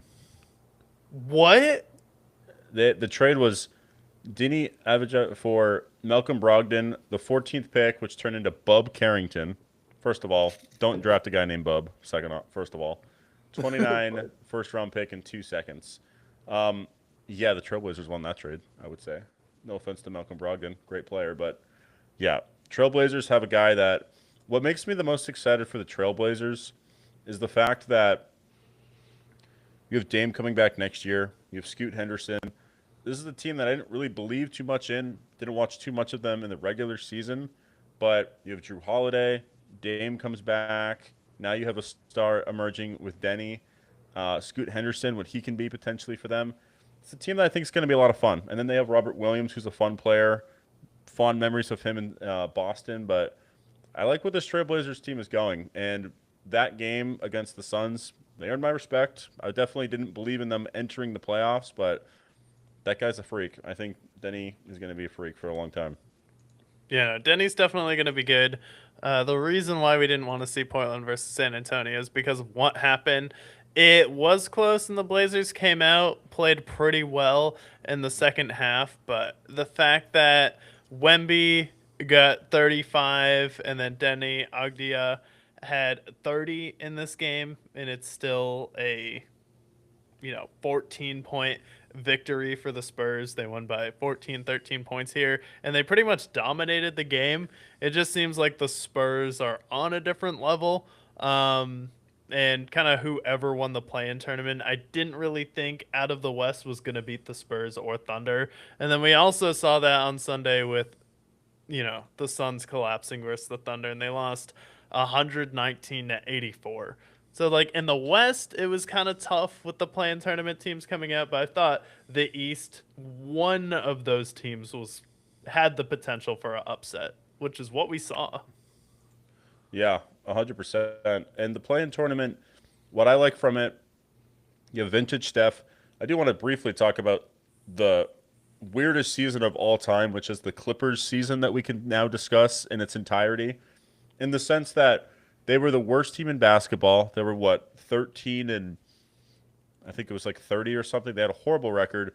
They get super hot. They crawl back into the play-in tournament. They go and face Golden State. Kawhi Leonard's playing the best basketball he's ever played, just for Steph Curry to be Steph Curry and go nuts in the fourth quarter. They lose, and now the Clippers, Kawhi is probably going to leave. They're getting federally investigated by the government at this point for salary cap tampering as well. Talk about one of the strangest seasons in the NBA history with the Clippers. Yeah, I mean, they started out 6-21, and then they finished 36-19. So that's definitely a huge turnaround. So you have a historic season, and then you're gonna have Chris Paul, who was sent home as well during the regular season. So like we forget about that, where Chris Paul ends up having to retire because the Clippers say, "Yeah, we don't actually want you to play this year." And it seemed like Kawhi Leonard, is he gonna be back this year? He got injured last year, and they weren't able to get out of the first round versus the Nuggets. And then this year, suddenly he's playing the best basketball of his career. And then they get to the play-in tournament versus the Warriors, and he can't handle a simple double team where all they had to do was trap Kawhi. And that was a game where the Warriors kept repeatedly having to come back, and you lost because Al Horford hit 4 threes at the end of the game. But Al Horford is Yeah. good. Yeah, Al Horford is good at basketball. Hall of Famer at this point. Golden State kind of it felt like this was kind of their swan song in a way because then when they go out and they face the Suns, Suns take care of business. Both teams I'm not overly optimistic about. The Suns are going to get blown out by the Thunder come the end of the postseason. But seems like Steve Kerr is most likely walking away after this year. Draymond Green, his future with Golden State's kind of the end of it. So this was, I felt like that was kind of their swan song was this play-in tournament game. Steph has a vintage game, has 7 threes. Did it feel that way for you as far as Golden State? Feels like it's kind of the end of that chapter now, and I feel like now there's going to be changes made. Yeah, it definitely feels like the end of the chapter, and it seems like Steph is pretty close to retiring because Steph played 4 years in college and he's older right now, and he's a smaller guard, and he was diagnosed with a patelliformal pain syndrome, which is typically called runner's knee, along with bone bruising, and it's been going on in his right knee, and it caused him to miss 27 games this year. And he's just had, seems like he said he's going to have this pretty much for the rest of his career, and it's just going to how it's going to be, where he's going to have to play through knee pain. So I do think that Steph Curry maybe only has 1 or 2 years left because he's not like a physical specimen like LeBron, and pretty much his entire game is running around, and he ran more than anyone else, and it's good to see he can still play at a high level. So honestly, if I'm Steph, I wouldn't be surprised to see if he announces a retirement because I don't necessarily think he's going to be the type of player that's like, I have 1 or 2 years left, let me go to another team and then see if I can win another championship. I honestly think he might be primed to retire right now. Draymond could potentially go somewhere else, but yeah, I think Steve Kerr, he hasn't developed his a superstar since he's taken over. He hasn't drafted anyone new besides Clay, Draymond, or Steph Curry. He took them over the top, and then he won a bunch of championships. But he doesn't seem like the type of coach that's going to sit there and be able to coach through a rebuild. It was similar to, well, he's not to the level of Steve Kerr, but when Doc Rivers was like, "No, I don't want to rebuild with the Celtics here." Yeah, I agree. And it's sad because Steph Curry's now 38 years old. He's got his legacy. At worst, he's the second best point guard of all time. Most people in our generation is going to put him as the best point guard of our generation. Some people put him as this generation's GOAT, which I think is very fair. So, realistically for him, what does the fifth championship do for Steph Curry? It doesn't change his legacy at all. He can win 6. I don't think it changes his legacy all too much either. But for Steph, like he's going to go down as this generation's GOAT, or at least right alongside LeBron. He has the stats, instant Hall of Famer, best shooter of all time already. I think he's got maybe 2 more years. I think he plays till 40. I think he gets to 30,000 points. And then that's it for Steph Curry. And he walks away, sadly. Yeah, I think they're gonna try and run it with Jimmy Butler, Steph Curry, Al Horford, and Kristaps Porzingis next year, and Draymond Green. And, that's not the worst lineup in the world, but if we do see a lineup of Al Horford, Jimmy Butler, Draymond Green, and Steph Curry and Gary Payton Jr., might be one of the best defensive lineups in the league Yeah. Also one of if the they're healthy. oldest. One of the Yeah, oldest. big thing. Yeah, the oldest lineup by far. Um, Probably the most banged up. But when they're on the floor, they're really good. And we didn't really get to see Jimmy Butler in his full element in Golden State either because he got hurt pretty quickly into the season. But I'd like to see that at least them playing competitively for at least another 2 years. But it sounded like just based on how the ending of the game transpired, it felt like this was kind of the ending chapter. Steve Kerr might walk away, Draymond might go, and then Steph. Who knows what Steph does? Yeah, and we've seen older players win championships before. Tim Duncan was 38 when he won his last championship. So there is a precedent for older players being able to do it. The problem is Jimmy Butler hasn't been able to stay on the court. Porzingis has injury issues. Draymond Green might get thrown out of the game as well, and that's his reliability issue. But it is sad to see that moment with Steve Kerr, Draymond, and Steph at the end of the game where Kerr's pretty much like, yeah, whatever happens, I love you guys, and this might be it for all of us. It's emotional because I feel like the Golden State Warriors came and went, not necessarily quickly, but we grew up watching Steph Curry. I remember 2016 Steph. This was junior year. Seeing him be 2016 Steph might be the greatest player of all time, single season wise. One unanimous MVP. They go 73-9. They win their 4 championships. Obviously, Kevin Durant joins the fold. And even after the fact, when they have Jordan Poole and they have Jonathan Kuminga, winning that 4th title really solidified them as this generation's dynasty. And seeing it fade so quickly after 2022 when they won to now, they're consistently in the play-in. Steph's never on the court. Clay's now in Minnesota, on the Mavericks. It's like just to see that dynasty dwindle. It's one of the saddest things in sports, I think, is seeing a team that was once the greatest now kind of fade into old age and father time. It's just of all the things in sports, I think this is probably the saddest thing to see. Yeah, for sure. They did go out there. They had their run. They won a championship in between the KD years. They won a championship after that. There was a clip of Stephen A. Smith, though, today where he said the Warriors hadn't made the playoffs since 2022. Nice. You remember last year when they took Houston 7 games and beat them? Yeah. Remember them against the Kings 2 years ago? Yeah, that was a pretty Like good they game, made the too. playoffs pretty consistently. It's like, yeah, that's incredible. But sad to see them. But now we have the Trailblazers against the Spurs. Spurs take care of business. Thunder and Suns. That's going to be most likely a sweep. Right now, Nuggets and Timberwolves are tied, entering into halftime. Nuggets are up 1-0 on the series. Um, as far as Game One and how that game transpired, that game was played on um, Saturday, I believe. But second half, Nuggets take control. They coast. How do you think? Do you think this? I think I predicted that they were going 6. Do you still feel confident that Nuggets go 6 in this series, or do you think this goes a little bit shorter or longer? Yeah, I think this is gonna probably go 6. The Nuggets in this, when we're recording it, they were just up 19, and then the Timberwolves came all the way back. I think just at the end of the game in clutch situations, Anthony Edwards is probably going to get the Timberwolves too.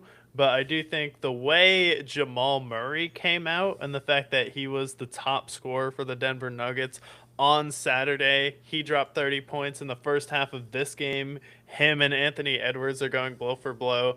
And then Jokic doing his thing on Saturday with 25, 13, and 11, getting a triple double. But we have seen a lot more contributions from the Nuggets bench this year. Tim Hardaway Jr., 3 threes in the first half in game 2. You have Cam Johnson on this team, and then Bruce Brown, who's back. He made a big play in game 1. I do think the Nuggets will still win this one in 6. I think the Timberwolves get 2, but end of game situations, Nuggets are the hottest team in the league.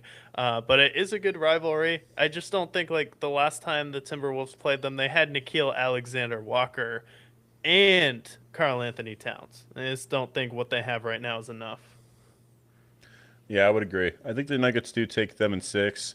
I think the Timberwolves are going to steal this game. I think it's going to be tight after this, but when it comes time for them to go to Minnesota, I do think the Nuggets can steal a game there and then ultimately take it when they come home. But just when it comes down to having the best player on the floor, it's going to be Jokic. He's going to make those clutch plays, and you have Jamal Murray. I think it's too much for the Timberwolves. Yeah. Now, would I be surprised if the series went 7? No. These are two teams that have played each other 28 times over the past few years. And the last time they did play each other in the playoffs, the Timberwolves went up 2-0. And remember, they won those first 2 games in Denver. And then Denver went to Minnesota and won both games in Minnesota. So, like, neither of these teams have a problem winning on the road in this series. 1,000%. But I like how that series is going to shake out. Um, and then like Lakers and Rockets with that game, LeBron coasts with them. He has 19. He's more of the facilitator there. Big game from Luke Kennard. And then no Kevin Durant in this series. Um, so Lakers and Rockets. I think the Lakers beat the Rockets in this series, but after what we saw in Game 1, any thoughts on the Rockets? Do you think they can still pull out this series? My thoughts on the Rockets are I hate the Rockets. No, they can't pull out the series without Kevin Durant. The problem with the Rockets all season long was, oh my God, what do we do when Kevin Durant goes to the bench? And the answer is, oh, right, we give up the most leads in the NBA when Kevin Durant is on the bench. He had one of the better plus minuses in the league. This is a team that had blown massive leads in the fourth quarter. And the fact that 41-year-old LeBron James is still better than Alperen Şengün is embarrassing. I mean, Şengün, the Waffle House version of Nikola Jokic. You called him the Dollar General Nikola Jokic. He just, everything about him, and I hate to say this because it's not a real stat, but everything about Alperen Şengün is just negative aura, just the way he plays. And he's not one of those guys, he gets to his spot and then something magical happens. He takes bad shots and then he also just flat out misses easy shots as well. So the Rockets, I just don't like. Amon Thompson isn't going to come out and suddenly be a 30-point a night scorer, and that is what they would need to do to win the series because Luka, there's a chance he may still come back. But this is embarrassing for Houston. Yeah, I mean LeBron's 41 years old, and granted he's still very good at his age, but having him be the facilitator with all the playoff experience he has, I think the rest of that roster for the Lakers without him and Austin Reeves is lacking, but I still think they're definitely good enough to beat the Rockets. I think this still goes honestly, I think the Lakers can beat them in 5 at this point after what I saw in game 1. Do I think Luke Kennard gets 27 every game? No. But I think the Lakers are a better team. They have more experience. There's championship players across Roy Hachimura. Marcus Smart's been in those big games. DeAndre Ayton's played in a finals. So they have more experience. And the Rockets just don't seem like they want to be there either. They feel like without Kevin Durant, they're just kind of lost.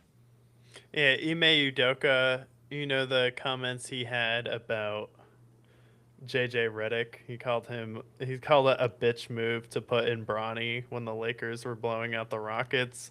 And then JJ Redick played Bronny in this game, and honestly, like, I don't really have an opinion on Bronny James, but when he's on the court, he doesn't look like the worst player in the world. And he hit a three in this game. He does try hard on defense. So it's like, honestly, if he's playing with LeBron and the Lakers are winning and he's on the court and he's not just getting blown past or put on a highlight reel every single night, like at this point, it's the NBA. Part of it is kind of being a soap opera.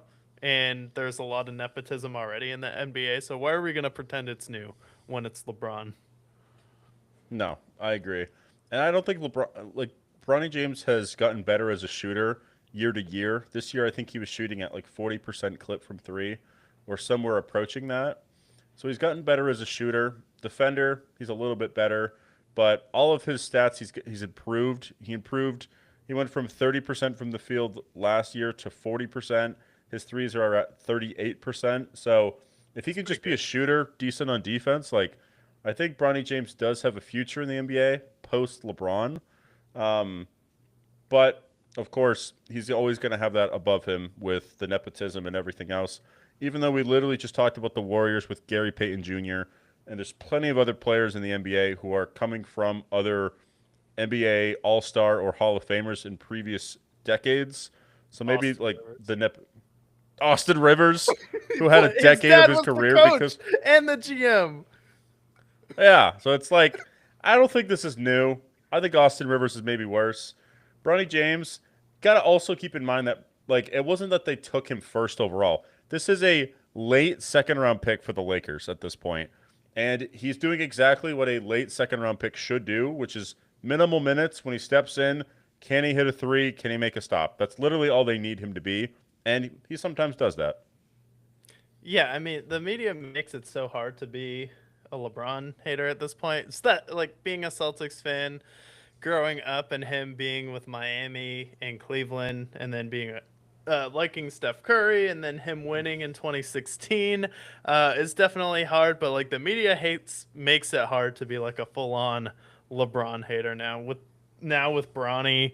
The golf incident too, where he's talking about Memphis, like that was anything new. It's like it's tough out here. I feel like the pitchforks are out for him, but at this point in my career, like watching LeBron, I grew up I watched him in Cleveland, then I saw him go to Miami. Didn't like him as much in Miami. Cleveland, I didn't love him either. But now that he's at the end of his career, and I know that there's maybe one more season of LeBron, now I'm like, okay, let me just revel in what we have left of LeBron, who's going to go down as a top 5 player of all time. I I feel like the older I get, the more I appreciate him. And now I just feel like the NBA, whether it's with the Bronny James incident, the Nashville incident with Memphis, and all the other things, all the scandals that they're talking about with him, I just don't get it. I don't think it's worth it. I think LeBron, just appreciate him while he's here. Yeah. Yeah, honestly, like once the Nuggets won their championship and they beat the Lakers pretty soundly, I was like, okay, LeBron's not going to win another championship. I can kind of just sit back and relax at this point. Yeah, exactly. Um, Another series that seems like it's going to be a runaway no contest, Cleveland and Toronto. This is kind of one of the series we said was probably going to be, I guess, the easiest series for the Cavaliers, or probably one of the least enjoyable to watch, unless you just want to watch the Cavs blow out the Raptors. But this one was pretty much a blowout in the first game, and then in the fourth quarter, Cleveland pulls away. James Harden's playing well. Donovan Mitchell with 32 points in the first game. Tonight, Donovan Mitchell also had another 30 points, 7 and 5 here. And the Cavs seem like they coasted at home. And this looks like the easiest matchup, and it looks like the best version of the Donovan Mitchell Cavaliers that I've seen in the playoffs so far. I think having James Harden there and getting Max Strus back, who missed a lot of time, he only played about 16, 17 games this year. He was dealing with that injury, but he's been someone where he was good with those Miami's final run teams, and he's suddenly turned into a menace on defense and then a real knockdown shooter where he's showing that I'm not Gabe Vincent. This wasn't a fluke in those Miami's run with Jimmy Butler. He's actually a really good player in Cleveland. Yeah, and he's been a playoff performer because last year he played fairly well for them. Obviously, we know what he did in Miami. I like Max Strus a lot. He had 24 points in game one, and then this game, in game two, he had um, He just had some big stops as well. He had six this next game, um, but had a huge game in game one, helped them propel against the Raptors there. James Harden in game one has 22, and then continues on that momentum, getting 28 in game two. So we're getting good James Harden. Donovan Mitchell showing up like he typically does in the postseason. So, and then obviously Evan Mobley still doing his thing. So I think this is going to end up being a sweep, most likely. I think Cleveland, the Raptors, they're really young.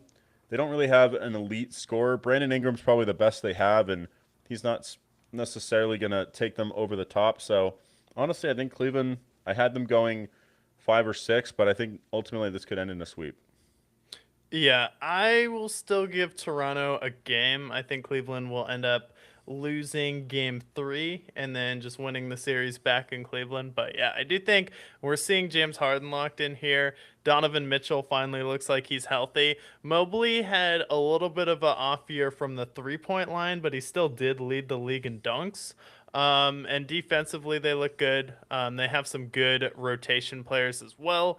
Off the bench, Dennis Schroeder was someone with Detroit last year that was giving the Knicks a lot of problems. So I do think having someone like Dennis Schroeder come in off your bench is also going to be really helpful for Cleveland. So I do think this is going to be the easiest series. That's like, yep, this one, OKC, Portland. These are probably all going to be runaways. Yeah, I would agree. And then a couple other series to cover that we haven't already.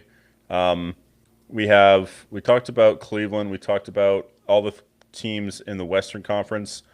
Another team, another runaway run. I think the Celtics and Sixers series is going to end fairly quickly.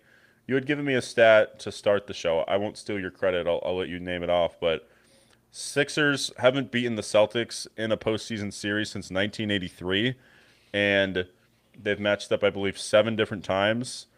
And this season, with both, we have Joel Embiid, who's always banged up, and then Tyrese Maxey's kind of their main focal point. I think this is going to be a series that ends in 4. Yeah, this one should end in 4. And the Celtics were one of the slowest teams as far as pace, and the 76ers were top 10 when it came to points off of turnovers, and that was really the real way that they would beat you during the regular season. The problem with that is the Celtics were the best team in the league this year at not turning the ball over, and they weren't really a fast break team. But in this game, the 76ers gave up the second most points that the Celtics scored all year in transition. The only other team that scored more points or let the Celtics score more points in transition was the Wizards. So like this was an epic collapse for them, and the Celtics played a form of defense they don't normally play.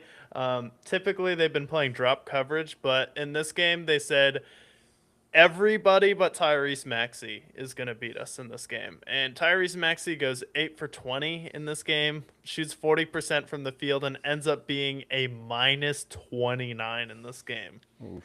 which is the lowest out of any player on the 76ers. And Tyrese Maxey is a really good player, especially when he has a supporting cast, but people we're putting him as a number one for the playoffs. There's a difference between being a really fast, fun player in the regular season when people don't have time to prep and game plan for you, scoring 28 points per game. But when you have the Celtics who can throw 6, 7 different guys at you in the playoffs, and then make a rookie in VJ Edgecombe try and beat us, and Paul George try and beat us. And Paul George had 17 points, but it was very quiet. And then also Andre Drummond played minutes, and he played 21 minutes in this game, which is a huge problem if you are a serious NBA organization. It was DeAndre Jordan. It used to be. Is DeAndre Jordan on your team? Okay. You're not going to do very well in the NBA playoffs. And then he sat at the end of the bench for the Nuggets, didn't really play, and then they end up winning a championship. But Drummond is that new guy for the 76ers where he's just standing at the key with Vucevic, watching people go by him. And the Celtics are having a field day against the 76ers bigs. Like, Kata was dominating in the paint. They were guarding Vucevic at the three-point line. And then Tatum comes back, and he gets another near triple-double. Jaylen Brown has 14 points in the second quarter. Like, this looks like the best Celtics team I've seen in a little bit in the playoffs. This is actually their biggest game one win in Celtics history. Yeah, the Celtics team, they look like they're the most focused. Also, I know it's only one game, so I won't put too much hype into them. I want to see how they face against the Knicks and potentially the Pistons or Magic. But for the Celtics, I mean, they held the Sixers to 17% from three. Tyrese Maxey, their top scorer, only has 20 points, which I think is a win when you're looking at them. And they exploited the weakness of the Sixers. If Tyrese Maxey isn't putting points on the board, then you're not really worried about anybody else at that point. Their defense has been top-notch, and they have a chip on their shoulder. And I feel like the Celtics are one of those teams that play the best when there's doubts about them. That's when they play their best. So 16 of 44 from three and playing their best form of basketball defensively, they're going to take care of the Sixers very easily. And then come next post series, this is when I'm going to see the true Celtics and what they can do. Yeah, and it'll be tough in the next round. I definitely think if they play the Knicks, that'll be a tough matchup. It'll be between the Knicks and the Hawks there, but definitely impressed because I was like the Sixers, they have Maxey, VJ Edgecombe. I don't want to underestimate them. And then the Celtics come out and make a statement, and they blew them out, but it still felt like the Celtics were coasting in that game. Like, it just didn't feel hard at all, and it still didn't feel like they were trying, and they dominated pretty much in every aspect of the game. So, be interesting. Well, they led 99% of the game. Yeah, so wall-to-wall blowout. Wall-to-wall blowout from what you see there. And I feel like with the Tatum teams, I've seen them drop game ones before. Yeah, I feel like they usually start off sluggish, and then they really start to lock in game two. I've seen them plenty of times drop a game one, but them going out, blowing out the Sixers, that's a good sign. Especially when you look at their top competition in the East with the Knicks versus the Hawks. They just fell to the Hawks. And then the Pistons looks like they had a lot of trouble against the Magic as well. Yeah, Pistons definitely had a lot of trouble against the Magic. They reinflated Cade Cunningham's lung, and the Pistons were still the number one seed. And he had a game high in this one on Sunday with 39, 5, and 4. But the Pistons are a big, strong, physical team that go out there and pretty much try and beat you up, and that's their strategy. And they just seem like one of those teams for me that was a number one seed that wasn't going to make the NBA Finals, because I see Cade on this team, but you're also relying on Duncan Robinson to play over 25 minutes for you, and he's not necessarily the best defender in the world. In this game, he goes 3 for 8, gives you three threes, but the fact that Jalen Duren only had 8 points and he was a minus 21 for you is a huge problem at center. And then also someone on this Pistons team that is not a good playoff performer, Tobias Harris. How many times have we seen Tobias Harris with the, whether it was the Orlando Magic, oddly enough, or the Philadelphia 76ers, just disappear in playoff series? And Asor Thompson is athletic, but he's just not consistent enough for you.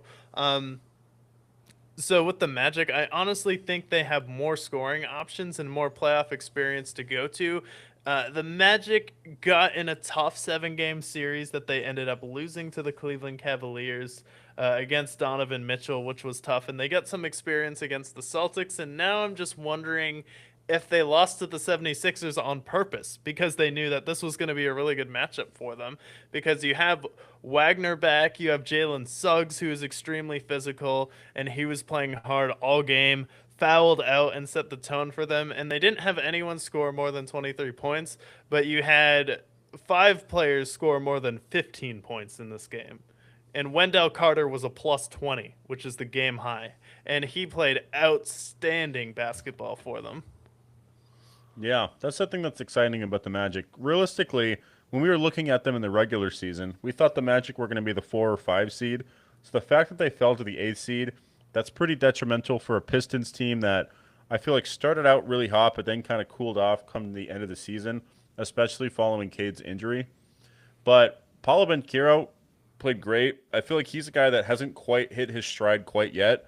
He's had a few flashes, but I think having a big playoff series against Detroit, if he can upset them and send Detroit home, and then they would go out to face the Cavs next series, I think Orlando's one of those sneaky good teams where you have Paulo Banchero, he's their big scorer. Jalen Suggs can get insanely hot as well. Desmond Bane, he is a good player to fit within that rotation for them as well. And then Frogs Wagner as his 2. I like this team a lot in that regard. And then for Detroit, my biggest concern with them is kind of what you echoed as well, is that you have Cade Cunningham, and he's excellent. He dropped nearly 40 in game 1, but who's their other scorer? You're relying on Tobias Harris as your second leading scorer. That's never good. And then outside of them, a lot of these players, if I'm them, come the offseason when they eventually make a big trade, I think they could pretty much move anybody but Cade. Go after, if they're interested, someone like Giannis, I think would fit with that team pretty well. But this is just a team that feels like they need to make a big trade in order for me to fully believe that they're the best team in the East. Yeah, for sure. You definitely need another scorer to go along with Cade. Like, I get you're really good on defense, but when defense is your specialty, that can get you into a closer series than you would like against a team like the Magic, because after Cade Cunningham, I mean, the next option is Jalen Duren, and he's a minus 21 in this game. So I think you have the talent to turn it around if you're Detroit, but if Detroit wins, I think it goes 7. But right now, I do think the Magic should win this in 6. And I You honestly think think so? that's where I'm leaving. I think Detroit is going to have a battle in game 2, and I think game 2 tomorrow is going to feel like game 7. This is probably going to be one of the most important games of the NBA playoffs very early on.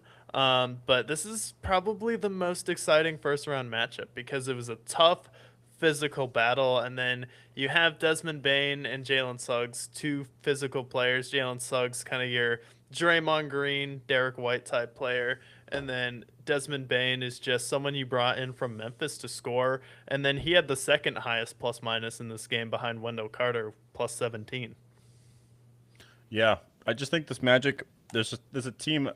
Typically, there's always at least one 8 seed that comes around every few years. Miami has been that team historically, the last 5 to 6 years. But Magic, this is a team that should have been probably the 5 seed. They probably should be facing the Cavs right now.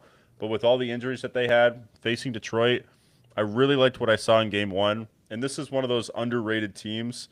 I think they do beat the Pistons. I think I'll give them 7 games to beat them, but I think the Magic pull it out, and I think we see a huge first round upset with the Pistons. And they do remind me a lot of the We Believe team. Big physical wing, Steven Jackson, Franz Wagner, a la Jason Richardson. You have someone like Jalen Suggs, Baron Davis, Desmond Bain, even though I do think Desmond Bain is a little bit worse, obviously. Then you have someone like Matt Barnes, for Orlando. You're going to be looking at someone like Wendell Carter. So, like, they do have a lot of kind of We Believe team Warriors vibes. Yeah, I would agree.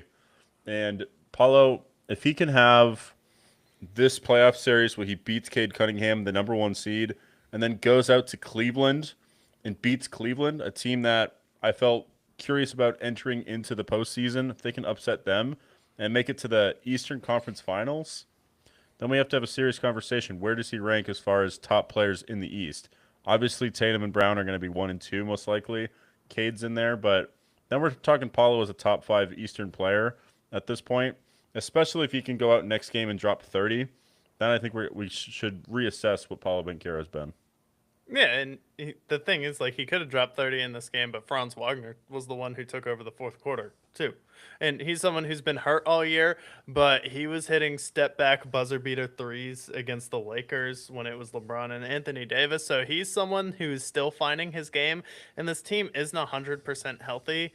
And the fact that they're this big and physical and are only going to keep getting better as the playoffs go on, like, this will be a tough out, especially for a younger, inexperienced Pistons team. And then we don't know if JB Bickerstaff is necessarily the best coach in this series either.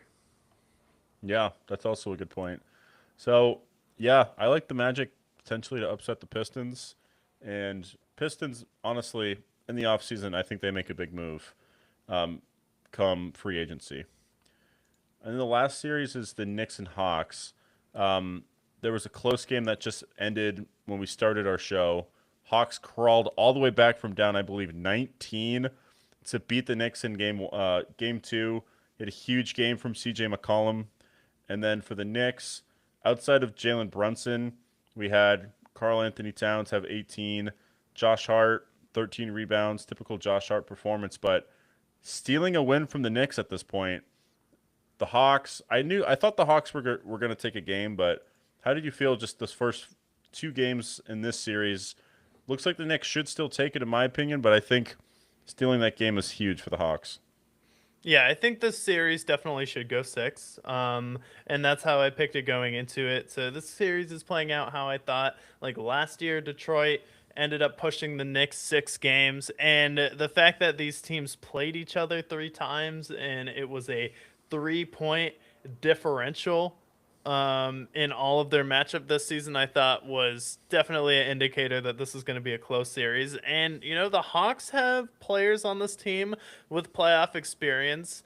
You had the highest plus minus in this game was Jonathan Kuminga at a plus 10. He had 19 points. And then who other than the 2014 most improved player of the year, CJ McCollum, stepping up in this one.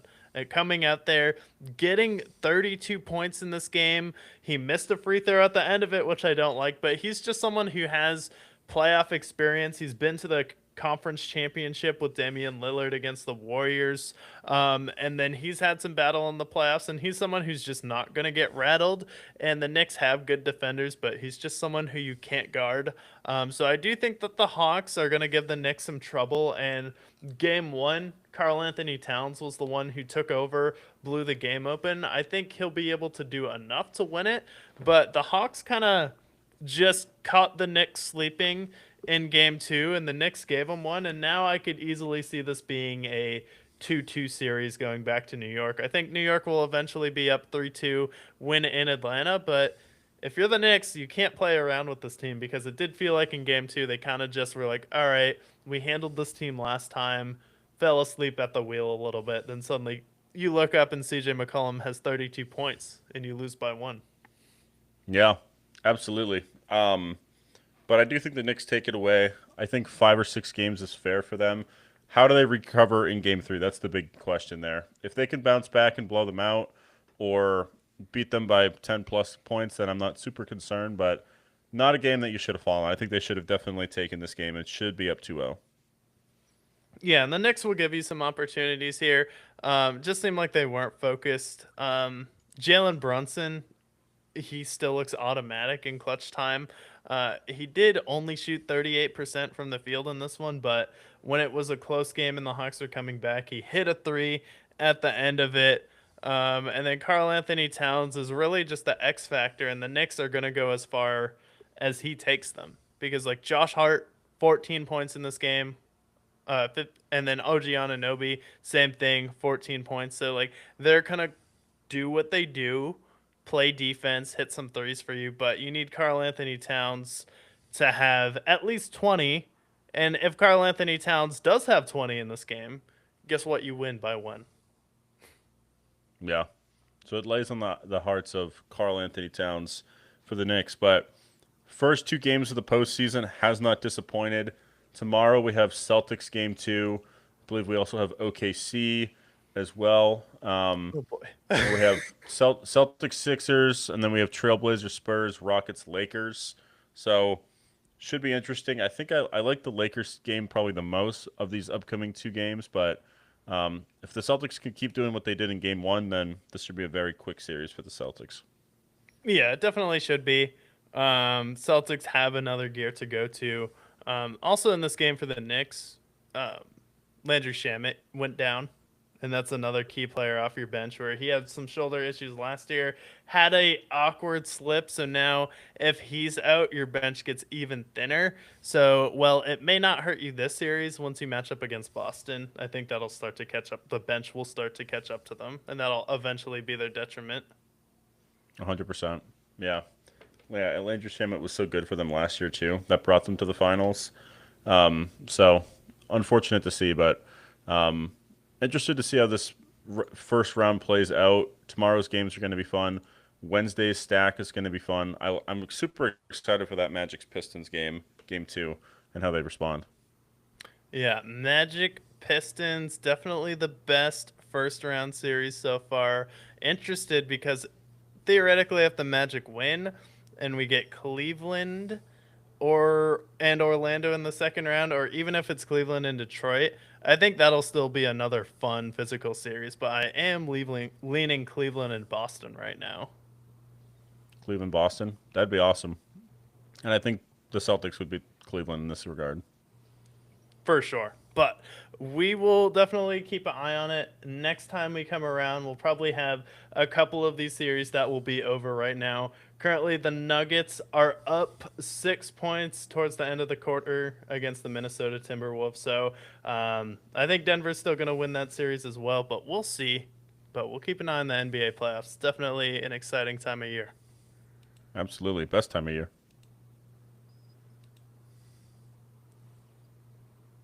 But with that, we have done our mock NFL draft this week. We went over Dexter Lawrence to the Cincinnati Bengals, recapped the first round of the NBA playoffs so far, and the play-in tournament. This is on Monday, 420. This is a 420 Brickyard special, so if we're behind on some of these, that is why. But what have you been watching? What have you been listening to this week? Yeah, so I've been playing 2K, and haven't been playing 2K for quite some time, but 2K25, I realized or learned that they have the eras of 2K. So naturally, because the Suns have not had much success in the NBA, I've made a Suns franchise that dates to the start of the LeBron Miami era, and I'm essentially just rewriting history with the Suns and just really just with the NBA landscape as a whole. And it's so fascinating for me as a NBA fan to rewrite history like this. You can also go back to like the 80s and rewrite like Michael Jordan's era. You can rewrite Kobe's era. But I think it's really cool. I've been rewriting essentially just the 2010s and where people fall. So in my alternate reality, I have the Thunder win their first two titles in that first 2 years. And then we have, like, for example, Kawhi Leonard's drafted by the Rockets in this scenario. You pair him with, like, it's just all the endless possibilities that you can do. It's weird seeing Carmelo Anthony still on the Nuggets because I kind of forget about that time as well a little bit. But it's like borderline nostalgic, but also kind of like rewriting what I grew up watching for basketball, like rewriting how that plays out. It's super fascinating. So that's what I've been playing lately. And I haven't really played a lot of 2K really since 2K 20, maybe even further beyond that. But just getting back into 2K, actually having fun playing it, not playing my career or my team has helped a lot. And just kind of playing in the franchise mode, getting lost in this eras mode that I didn't even know about up until Friday. Yeah. Yeah, 2K is definitely hit or miss. It's one of those games I'm not going to buy anymore. Whenever it's free on PlayStation, I'll grab it. But the days of, oh, it just came out $60, maybe that happened for me like with like 17, 18, like 2K, but now it's free on PlayStation Plus. I guess I'll get that. And then you can just download the new rosters too, which is a nice hack. Yeah, it Like, makes there's it really so. no That's why I'm point. never buying 2K again in that regard. But They it's would just make super more money fun. if it was like a $10 a month subscription, and then you just get the updated rosters because it's $60 when it first comes out. Yeah, I think at some of them, especially with like the deluxe editions, it gets up to like a buck 50. You're talking like $150. You get all this VC, you get these card packs. My team is really. You want to talk about microtransactions? The my team in 2K is ridiculous, and then my career it's even worse. So, of all the sports games, and I feel like sports games haven't really been the same the last decade, more or less. And 2K is kind of to blame for that a little bit. Just the way that they've kind of copied and pasted, microtransaction heavy. It just kind of made the game itself not very fun. But when you remove the microtransactions, the game itself, the shot meter in 2K25 is actually pretty good. And they have a decent enough mode. But other than that, yeah, I can't buy 2K ever again. Yeah, I think 25 adds like another level too, where you have like rookie, pro, all pro, and then all star. Yeah. I've been playing just on All Star, but um, just like the fact that they have all the drafts. So if you do the eras, it like pulls from each of the drafts. So So it's the like actual draft from that yeah, year. yeah, yeah. So like 2K11 or for the 2011 draft, I replaced Enos Cantor with Brick Jameson, a 99 overall 7-7 center that is has all the stats maxed out because that's how I play it. And getting him in the third overall pick and making him insanely generational. This guy Marcus Cedrus, I made you I put you on the Suns for the 4 years, and then you're going to go somewhere else and be a superstar. But because I didn't want to have 299 players, I have it so that you're a 3 point specialist who, from three, is 99. Hall of Fame badges, everything, and then anything, up to the 3 point line, you can't make a single shot. I put you at 25 stats, so like your shooting percentage is like 36%, but from three you're like 50%, and I just make you a good defender. And just like on top of making your own, like putting your buddies in the game when you do those different alterations. My friend Devin in MLB The Show I have is 99 power, zero contact. So he bats like a buck 50, but hits 50 home runs. Just like doing those alterations, honestly, is that's better than most game. I have the most enjoyment in those type of games. Yeah, you just kind of can make it your own, which is fun. It's like I 2K is like the best with like doing that because the NFL doesn't have a mode where you can like turn off the salary cap and then make any trade you want. Not really, not in a good way. So yeah, 2K. I think of the sports games, 2K has the most polished game, but they also they just fuck it up with the micro. They always fuck up the shot meter. They always fuck up microtransactions. But in and of itself, the game itself has the most. It feels like they try the hardest of the four, which I guess isn't too much to say, but enough that they deserve credit. Yeah.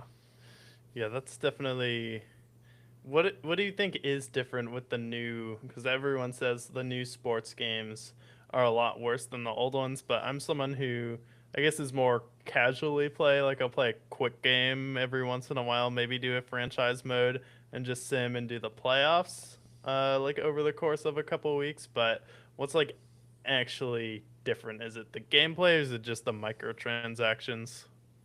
So there's multiple things. Like with 2K, it's microtransactions. With 2K, with Madden, with MLB The Show, and I assume NHL, it's just the same game every year, and they don't add any features. I think the biggest detriment to sports gaming was having exclusive rights. Because as soon as that happened, back in like when I grew up playing sports games, like Madden '07, you could have a like pro day, you do interviews, you're interviewed by each personnel, you get drafted, and then what answers you have in those interviews impact your reputation with the team. If you answer something wrong, you get benched. Things like that. Like they put way more effort in it. There's cut scenes back all the way back to the original Xbox, and then as soon as uh, they have exclusive rights to the games, they just stop caring, which I think that's probably the biggest thing why sports games aren't the same. And then with 2K, and Madden does it too, just so microtransaction heavy. You spend $60 on the game, and then if you get really into the game, then there's an extra $50 that you spend on microtransactions if you fall for that. So it's just it's just not the same energy that it once was, and they don't try as hard, the studios. Yeah, that makes sense. Yeah, especially if it's like exclusive, because I remember NBA Live was a thing at one Yeah, point. I mean, like NFL 2K could be interesting too, they because had I one. like They had a PGA is good, and then 2K has a boxing game that I've been playing. I think it's called like World Star or something. But it's like essentially like the UFC version of like boxing's game.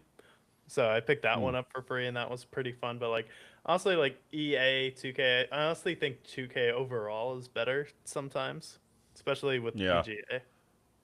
Yeah, I just missed the times where you could have MLB The Show, MVP Baseball, and then like Mario Super Sluggers all in one game. Madden, like football games, you had like Madden, ESPN Football, 2K Madden. Those games were just incredible. And then NBA, you had not just NBA Live and 2K, you also had like NBA Streets and all these other games as well. Like you don't really get that anymore. You just have that exclusive game, and they just don't try hard enough. So it's kind of sad. Yeah. Yeah, it's one of those things people are gonna buy it anyways. It's like too easy to cash in on. You just update the rosters each year. Oh, we changed the shot meter. It's a little bit better. But I feel like if you do play like you pick up like 2K20 and then 2K25, you will notice like incremental change. It's almost like a progressive overload because you're playing them back to back. It's like seems like they don't add too much, but I do think it gets a little bit better sometimes. Yeah, it's kind of like It's kind of like getting a phone upgrade every year. Like incremental changes you don't notice, but if you upgrade it after 4 years, maybe you notice. But it's interesting. I've had fun with 2K though. I'll keep you updated on my 2K franchise. But outside of that, what have you been watching or playing or listening to of late? Yeah, so I watched the new Malcolm in the Middle reboot. I recently Oh, watched Malcolm in the Middle. I think it was last summer or 2 summers ago. Yeah, and I like that show a lot. I thought that was like one of the better sitcoms. I don't know. Have you watched that one before? yeah, Malcolm in the Middle's awesome. I haven't watched Yes. all the episodes, but it's a great show. Yeah, so we watched all the episodes, did like Malcolm in the Middle back to back with Breaking Bad, and then watched the new season. The new season is interesting. It's 4 episodes, and this is one of those ones where I was like kind of on the fence with a couple friends know liked it enough to watch it, and then this is kind of exactly what that is. You kind of like it enough where easily the best part about this show is going to be Bryan Cranston and Reese, the guy coming back, but they have another daughter in this one. She's non-binary. It's like kind of cool, whatever. But they kind of just make a big thing of it, and it takes up a lot of the plot. And then the storyline is essentially that they're having their 20-year anniversary, and they're throwing it's like 20 or maybe it's even 40-year anniversary, and they're throwing a massive party for it, and they're trying to get Malcolm to come to the party, but Malcolm had like a daughter in college, and then he essentially hid from his family, and they show up to his house and then realize that he has a daughter who's about to go into high school, and then Hal has a mental breakdown, and then he also is dating someone at the time who's in the house when the parents find that out he has a daughter, and then he was also lying to her about it, so then they're also trying to get Malcolm kind of back in the fold. So it's one of those weird shows where it's good enough. There's some okay moments, but it's very unfocused, and you only have like 4 episodes, so they just tried to pack in a lot of storyline, and they really didn't know which ones to really hone in on. So I do think there's like some good moments in this one, but they also wasted a lot of the plot on stuff that I don't think was too relevant to the old show, especially if the point of it is a reunion. Yeah. Now, is there any talks of them making like a full on season, or is it just kind of like a welcome back? Here's what's up with Malcolm 20 years later, because I think the show ended in like 2007. Um, like, is it kind of like, is it like a reunion show, or is it more like a season continuation of it, essentially? Like, are they going to make more episodes? It's just a reunion show. Bryan Cranston's too busy. He said that he just wanted to do the 4 episodes, come back, and it was something that him and Frankie Muniz talked about doing. And then since they had talked about wanting to do it so much, when the opportunity came around, it was just something they weren't going to say no to. But they said it's just going to be 4 episodes, and that's going to be it. So it's like one of those things where it's like really only about 80 minutes of your time, and it's just like kind of a C minus type of show. That's unfortunate, but at least we have Bryan Cranston back. They have, Frankie Muniz. So I think that alone, I mean, I know there's been a lot of reboots of late. You had like Fuller House a couple years ago. You had, um, they made That 90s. that. Nah, that's what I was going to reference. Yeah, that 90s show, which I believe now is canceled. I think they canceled it after season two. Um, but anytime they have those reunions, it's like the highest, like the bright spots of that is always the nostalgia from it. That's why, like, I just saw a clip today with Eric Foreman, like, making the foot and ass joke to his daughter, like that kind of thing. That's kind of the highlight. But at the end of the day, those reboots are always just kind of, they always are a little bit underwhelming and kind of unnecessary more often than not. Yeah, this one, like, if they just stuck to the original show, I thought it would have been fine. There's just some plot lines that they focus on in the show that I think don't matter. And Frankie Muniz as Malcolm, it's weird because sometimes he just still feels like a middle schooler, because like he's like one of those adults that still looks very young, especially since you've seen him since he's growing up. And then I think like definitely the best part of the show is Reese, um and Hal, because Reese decides to become like a handyman around the house, and then he films Hal essentially having like a bunch of funniest home videos moments where he like turns the oven on when he's laying down on it and he's working on the ceiling. He like hits himself in the face with concrete, and then they figure out that Reese has been making a ton of money off of posting Hal messing up around the house on YouTube. That's fun. Yeah, that's cool.